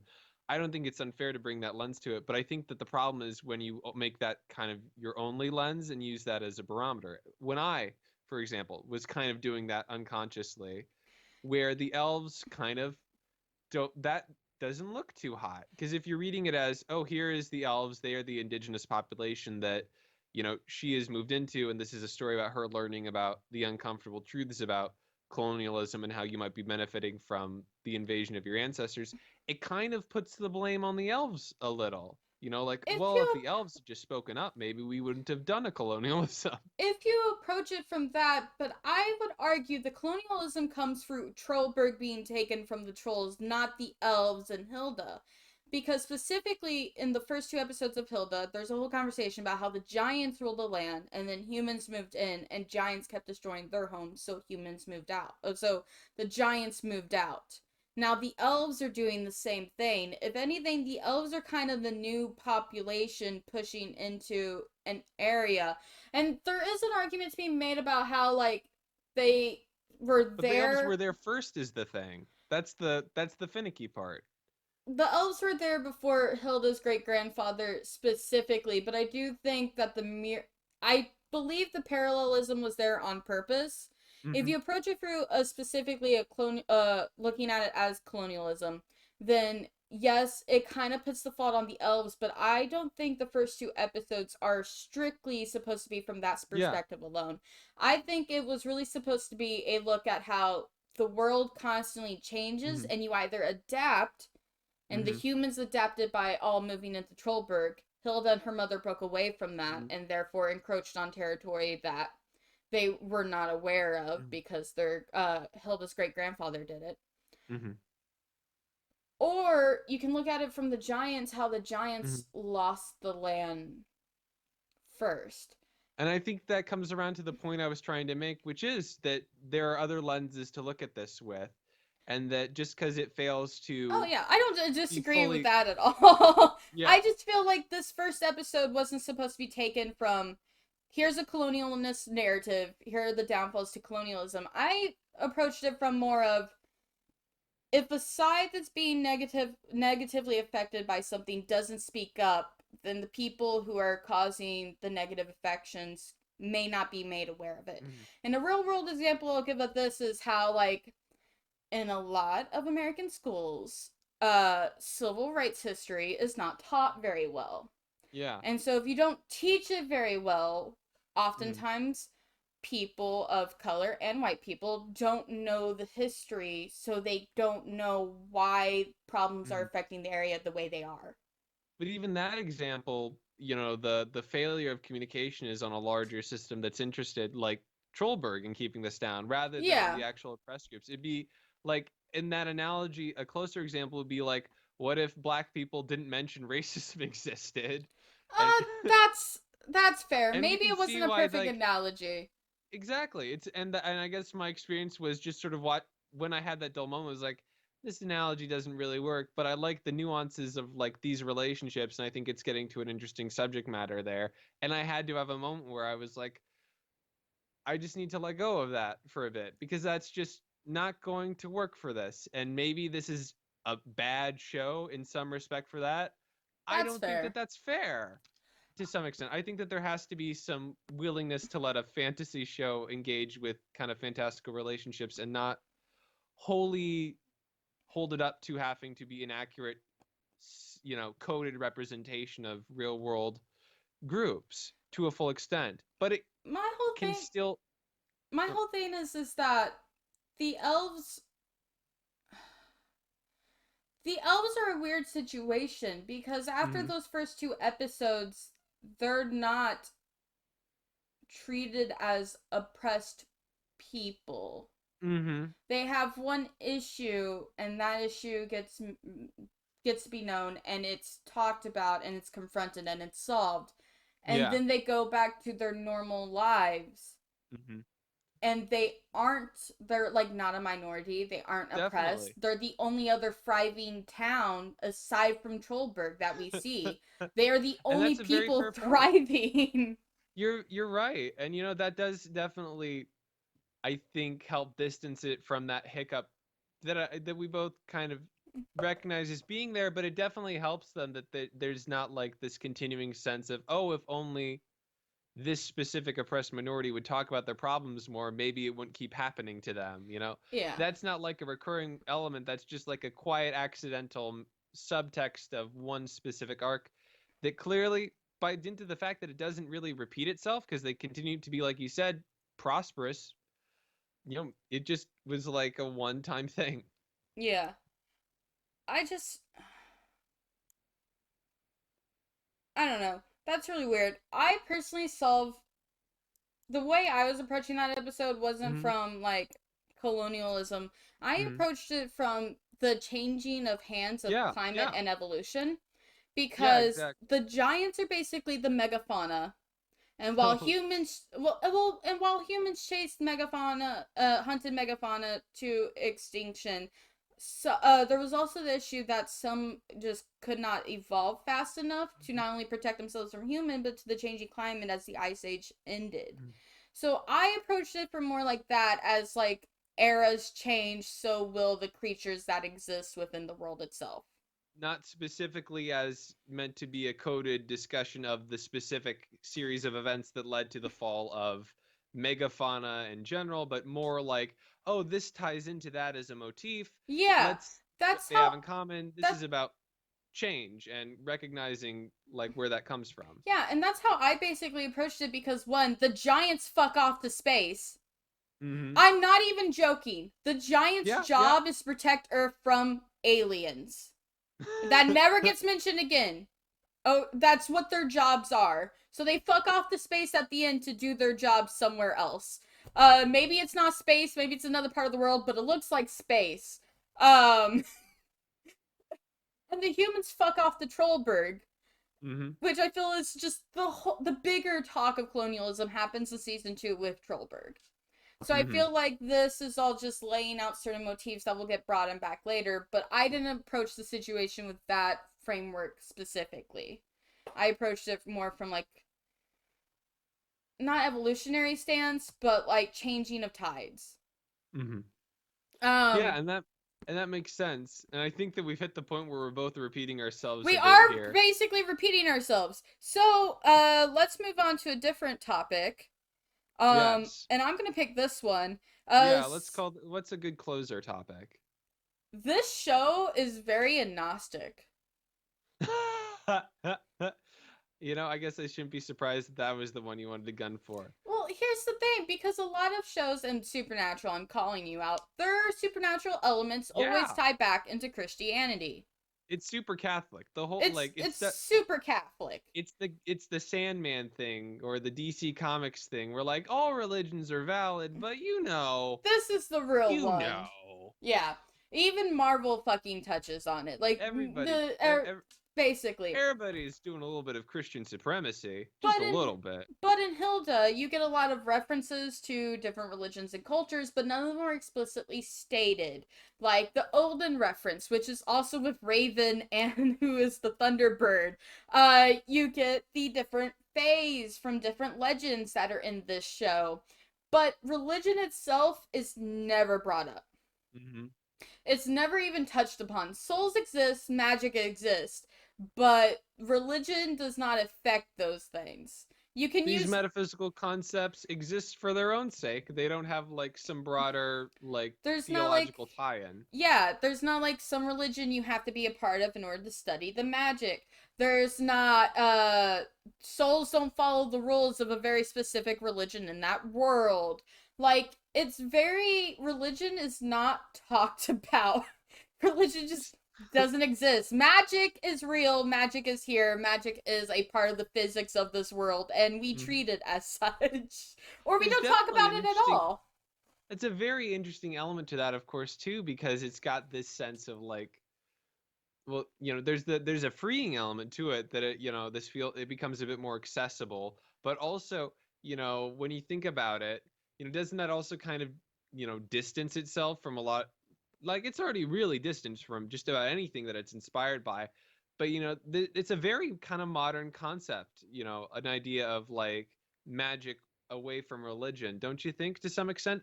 I mean, certainly there's a lot of cultures, from various hemispheres that are totally cool with like multiple theological concepts existing simultaneously. Or, yeah, we'll have a lot of Christianity, but you're not going to make us stop, having all of these like folkloric beliefs, are you? Like, we're still going to have both, and they don't necessarily need to connect. Yeah. So Um, there's, so is that kind of I its don't own oddity? I don't feel like it's its own oddity because that is how all religions kind of start. So, even when Christianity was like first popping up and it was a part of Judaism, there was belief in multiple gods. In the Bible it Hmm. does reference other gods and how you shall not worship them, only the one true God.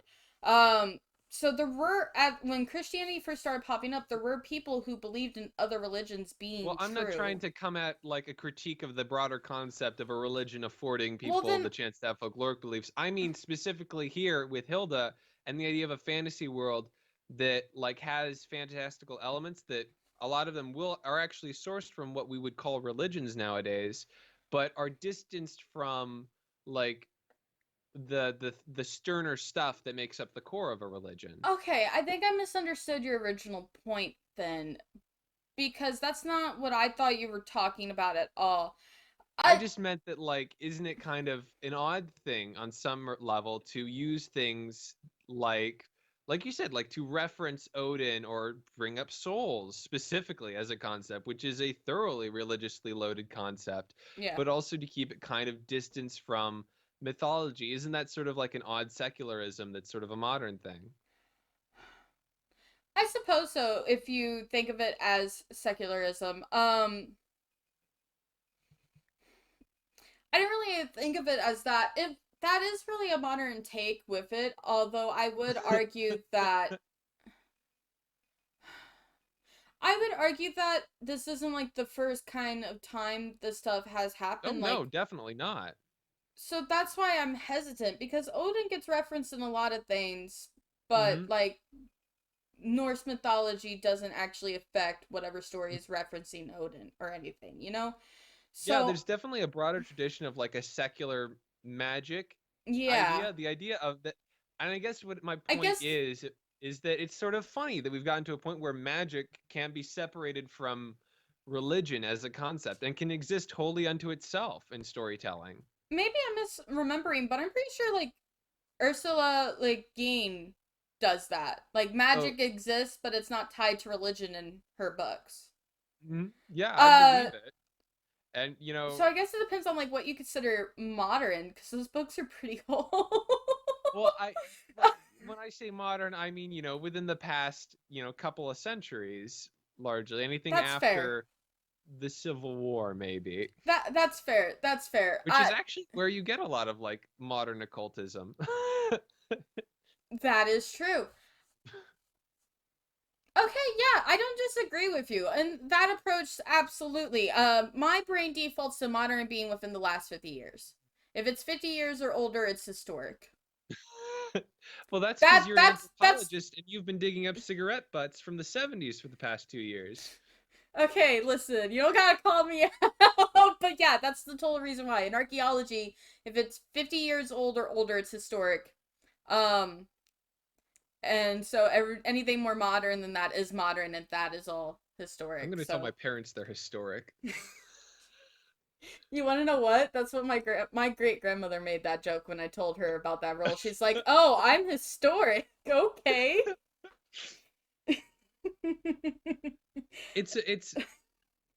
It is uh, a curious trope, it the is a very idea, curious don't you think? trope.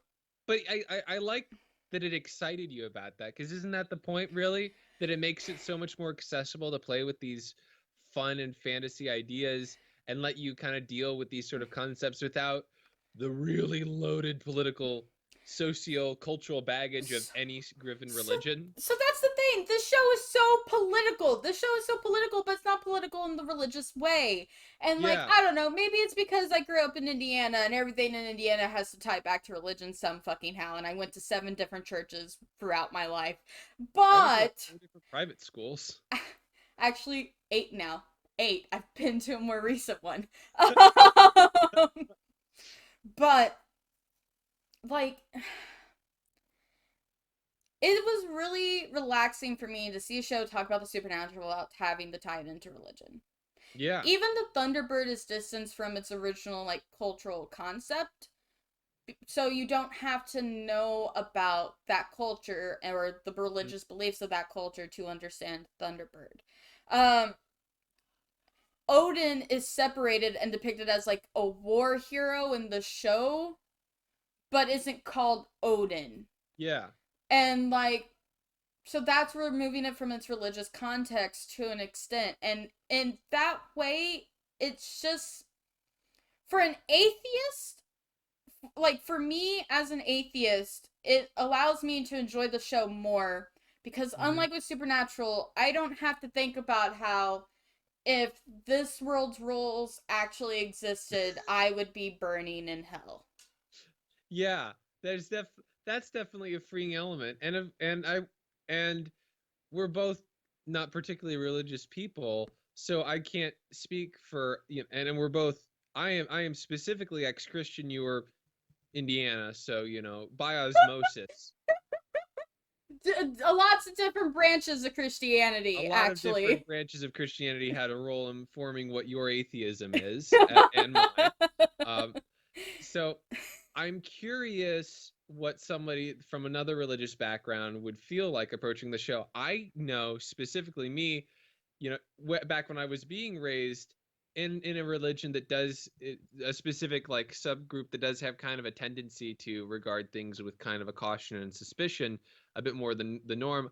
I would have been a bit put off by the use of souls as a concept, just in general, in a children's show, but also secular in relation to magic.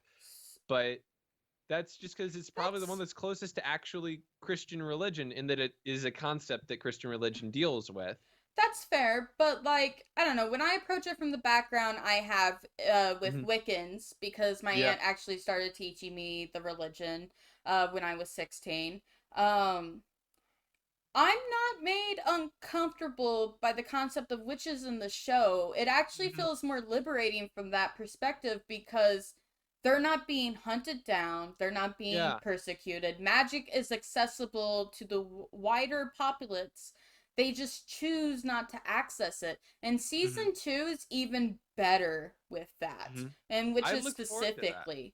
So, like, when I try and approach it from, like, the other religions outside of Christianity that have influenced me when I was growing up, when I put myself back into the perspective I was in when I was a teenager learning this, it's genuinely comfortable. It's comfortable. It's so reassuring and, like, fresh and refreshing. And I know I keep using those words, but it's so nice to watch something and know you're not going to be made out to be the fucking villain in it. Whoa, it's so nice to, like, not watch a thing and then feel like the universe hates you because the universe follows conservative Christian rules, Neil Gaiman. Neil Gaiman specifically, I'm talking about Neil Gaiman's Sandman and what you did with the moon goddess, you absolute narc. I was literally thinking about I was thinking about C.S. Lewis and how the witch is the worst kind of person who could exist and tries to steal little boys' innocence and shit. Have I mentioned that women are the source of all evil recently? My name is C.S. Lewis, and I'm a born-again Christian. Have I mentioned that lately? What?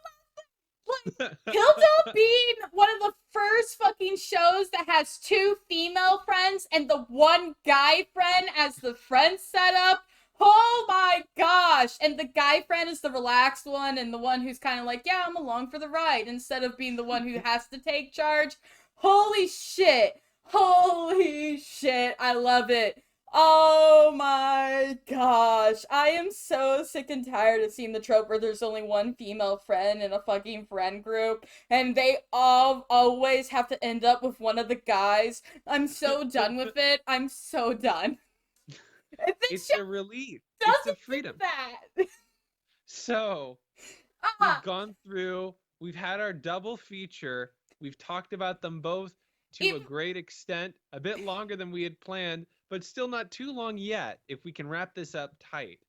So, wanna just do a quick couple of draws, a couple of host reflections, a couple of newbie reflections, or rather, host, newbie, starting with, because it's fresh in our minds, Hilda. You, having been a fan of Hilda on the rewatch, what were your thoughts? I feel like it is, and I know we haven't talked about Halloween a lot in this episode, barely at all, but like, when do we ever talk about the holidays that are coming This is up the when we Halloween record this? special in the same way that like candy corn is Halloween candy. Like you never actually see it on the day of the I holiday, actually but it's adore candy corn. I don't hate it at all. I love it. I have been chowing down on so much all month.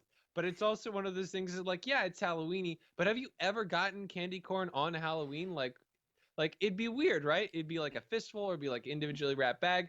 You don't see that. You get I, candy corn what are on you its own thing. It's very Halloweeny, but it doesn't have anything to do with the What are actual you day. talking about? They sell small candy corn packets you can pass out. What is this black magic you speak of? They're like this size, and you hand them to individual kids. They're like sold for Halloween parties and shit This when is you take them to nonsense. school. This is craziness. I whole new worlds are opening up for me. I'm not sure I could live with the tiny amount. I need to be able to shove fistfuls, and I'm not sure I could do a shot glass of candy corn. Anyways, but Hilda really is the perfect show to watch in the fall because it has the feeling of fall. Both seasons feel like they happen in the fall, despite it going through all sorts of seasons in the actual show. They feel very spooky and eerie because there's some moments that are genuinely kind of fucking terrifying and jump scares. Uh, Remember that time you accidentally almost stole your mother and best friend's souls? Souls because you forgot to ask for consent to use a spell. If only This you show had read does. the warnings that are at the end of spells. Oh man, but at least you have two good friends who love rules. I adore Hilda. I don't think it's perfect by any means, but I really enjoyed the fact that we could talk about it and have interesting conversations about it without walking away thinking this show sucks. And Yeah. sometimes it feels like we don't get to do that with the media we consume. Supernatural, I'm sorry, you disappointed me. Uh Game of And even Thrones. yeah. So Hilda's just a really nice feel good show, and I don't feel guilty about enjoying it. And while I don't agree with everything that's in it, I also don't feel bad for disagreeing with it Mhm. because you don't have to. You can still just sit back, relax, and enjoy women not being a fucking monster for once. Because you're not the bad guys always, girls. Like, In the immortal words of the MST3K opening song, repeat to yourself, it's just a show. You can really just relax. anyways, so as the newbie, how would you review Hilda? Hilda is, I don't know, it's genuinely really sweet. And if I ever become the sort of person that is around small children, either as an uncle or a father, or perhaps as a man that has snuck into a local kindergarten, I think No! You're not making that joke! Noah! as an uncle, as a dad, or perhaps as a man who is taking care of my best friend's kids while he goes out on a date night with his husband, um, I think that I would enjoy watching this with them or by myself. Certainly, I enjoyed watching it by myself, and I feel happy to share it with kids because there's a lot of joy in this and a lot of joy for the world, these fantastical elements, an art style that I really get behind, an animation that is solid, music that Yes, is tasty, dragons that are ooh, spicy. And the dragon really was just great.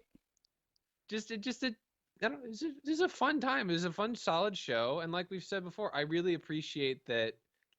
I don't know if this is emblematic of children's entertainment as a whole. Perhaps it is simply uh, a standout among its class. But thoughtful, introspective.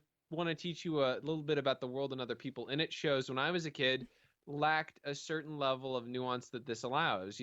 Even things like Arthur weren't really coming across with this sort of stuff, although maybe Arthur is. I haven't seen the most recent seasons. I would argue that Buster's TV series did because it was all about Buster going around the world and learning about other cultures and how kids can actively talk to people of different cultures in their communities. There's definitely about an element of that, especially if we went back and saw, say, like the episodes that got like kicked off the air for being like a bit too forward thinking for their time. Yeah. But that was Buster's side series. As someone who like does have younger siblings and does hang around kids, because I have to handle siblings and cousins. Just not sneaking into kindergartens. God damn it, Noah! This is actually a show that I can sit down and watch with my little brother. It's not like Yokai Watch where they have a capitalism monster who talks all about how capitalism is good. It's literally like genuinely thought-provoking. And I'm not lying, that is a yokai monster in Yokai Watch. Is it a tanuki? No. It's like a fucking talking wallet or some bullshit. I don't even remember. It's been a while since I watched the episode because Marcel hasn't been over lately. Oh my goodness. Anyways, so I guess that leads us to our next one. Yes. As the host. What we did in the shadows. As the host, it's still a fun time. It struck me how very different this was than the TV show on the rewatch. Yes. And I mean, What We Do in the Shadows, the TV show. Not the other TV show, which I didn't know existed until recently, but I am so happy to have learned about. I can't even remember what it's called, but it's about the two cops that are like exploring. You've heard about this. I didn't know it existed. I've been like binging it on the CW website. It's funny. It's very funny. I haven't watched it, so I won't. I probably won't watch it. It's the same joke that they do basically the whole time the cops are there, but just like it's the two cops. Just either being very like flat about like the supernatural stuff happening around them. I like the joke. It's one joke, but I like the joke, and I like the cheapness of it because they only had like $1 million for the entire season. Okay. Anyway, the movie is fun, and I like the sense of humor is niche, but I like the niche. I enjoy just the kind of meanderingness of it all. It's probably really well suited to being a cult movie, and I suspect had it not been kind of really rocketed to stardom by the TV show, which just has way higher production values than anything else in this franchise, it would probably continue to be a cult movie because it's got a lot of elements that are very cult movie. I found out about it while it was a cult movie, so yeah.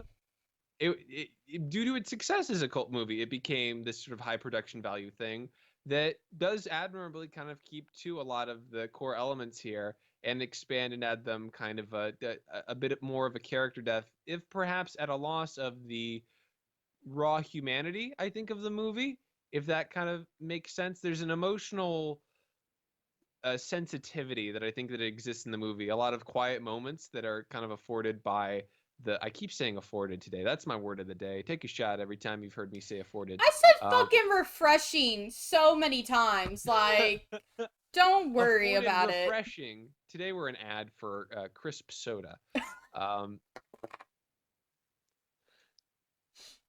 kind of works. So I think that there's some elements of the movie still that the show just doesn't really capture in the quietness of how they handle the documentary like genre and the way that they're a bit more willing to interact with the documentarians in a way that both of the TV shows don't really do all that much, except besides have like random characters say, "Hey, why are you bringing those cameras in here?" every now and again. I would argue What We Do in the Shadows TV series, season 2 finale and all of season 3 is a lot better with interacting with the camera crew. It definitely has come up a lot more recently, but the movie the movie's a lot more with it. The movie's a lot more, and I really love the moment where Vlad is like, after Peter's died, Vlad is like shouting at the camera, "Why are you recording this? Our friend has just died," which is played for a joke, but is also one of the most emotionally sincere moments we get from Vlad, and then like is followed by some very emotionally sincere editing. Yeah, that's fair. So like my review of the movie, I enjoyed it. I found it funny. I really liked it. However, that joke, why didn't they just ask one of the human camera crew to go down there and cover up Peter? Why didn't they? I just remembered that annoyed the shit out of me when I was watching the movie, and now it annoys me even more. That doesn't matter. The movie's really good. I enjoyed it. Viago's my fave. Vlad is my second. And I don't really care about Nick or Deacon, but they're like the two brothers that are finally learning how to mesh well. So that's interesting.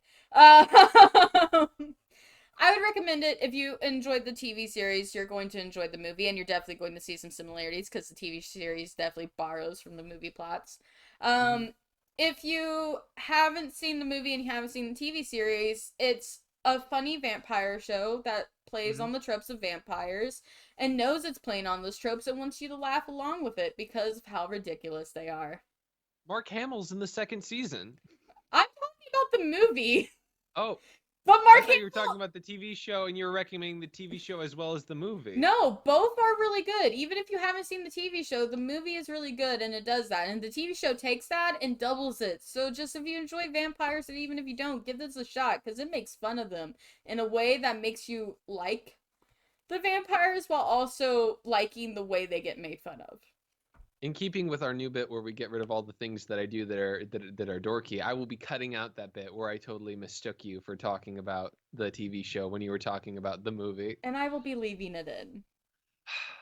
It's a companion piece. You have to watch it and listen to the podcast to really understand the whole story. And of course you have to watch the live stream too to see the raw material and then understand the editing choices we were making. On the whole, that's 2 sets of 2 thumbs up for your Halloween double feature spectacular 2021. These may not be Halloween specific movies and TV series. However, they definitely feel like the season. Yes, very much so. One is pure spoopy, the other is fall and supernatural, which is the formula for Halloween. I was gonna pull out my pirate hat. I was gonna pull out my pirate hat and throw it on, but it's not where I left it. Oh, I could have been wearing my witch's hat this whole time. We'll do it for the next video. We'll do it, yeah. When Halloween we're playing double feature 2022 hats. Yes. We'll have a budget for hats that time. Next time we play a video game stream, we're just gonna have the hats on. Random hats on for no clear reason. Hats. Yes. Hats are our brand now. Hats are the brand. I hope you have all had an excellent night. Hopefully we get this episode out within a few days of Halloween, maybe. I don't know. I'm planning to air it on Halloween out of order, but that'll be fine. Yeah. I don't know if I'll be able to edit it in time, but if at all possible, I will release the audio version on the big day. I think that's a good plan, actually. Well, I hope you have a nice night, everybody. I hope you all have a nice night. Oh, also, some announcement that we should probably make as we've begun planning them. Oh, shit, yeah! So, we have been doing this podcast for a while now. Nearly a year. Yes. Coming up next month is our 1-year anniversary specifically. And so we are coming up on a season finale. We've got plans in the works. Don't come at us. We're not letting you know until we get there. We literally started this at what we thought was going to be near the end of the plague. And the plague has lasted as long as the podcast. So, yeah, that's a thing. It's still going on. Stuff is still a thing. So we can't be too certain about plans in the future. We'll let you know when the finale plans get settled. But you should know fun stuff is coming up in November, after which we will be taking a break from live streaming and recording new episodes for about a month. I believe it is the plan currently. It might stretch a little bit into January as we resettle and get ready to start season 2, which is coming. And don't worry, if you're following us on on YouTube and you can see me, or if you're following us on the podcast and you can hear me, then don't worry. There's still going to be episodes coming. You won't be missing out on anything. We still have a backlog of several episodes, like half a dozen, that we will be releasing as we transition to the second season. So if you're there watching or listening to us, it's like there's not going to be anything missing. And if you're on Twitch, sorry. If you're on Twitch, check out my personal channel. I'll be casually streaming again because guess what? I graduate in December!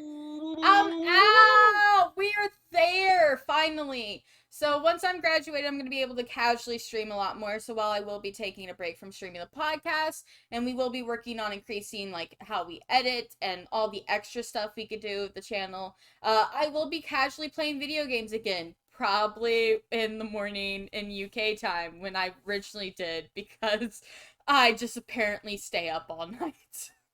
I don't have school. It's really a pity that you have such an ongoing conflict with the people of Wales that you have to make them get up early to watch your streams. But, you know, Wales knows what it did. No, actually, it's not the people of Wales I have conflict with. It's like really just the British area specifically. It's that specific that area there. It's specifically Brit that I have a problem with. You know, the Brits are to Americans what like vegans are to vegetarians, in that they're the only people that we can get away with making fun of. I don't have a problem with Britain. It's just a joke because I stream at like 2 a.m. in Eastern time, which is like, I don't know, 10 a.m. in Britain time or some shit. Because I'm a night person. What can I say? I'm a vampire without the fangs.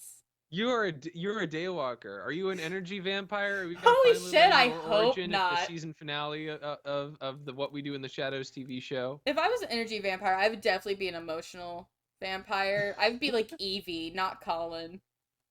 You'd be the higher evolved form. Basically.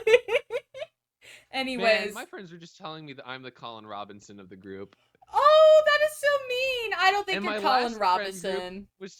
Told me that I was the Dwight Schrute of that friend group, so I'm just getting like burns left and right here. If it makes you feel better, you're definitely not the Dwight Schrute. You're the guy who's in charge of the whole thing and thinks he's very organized and is not.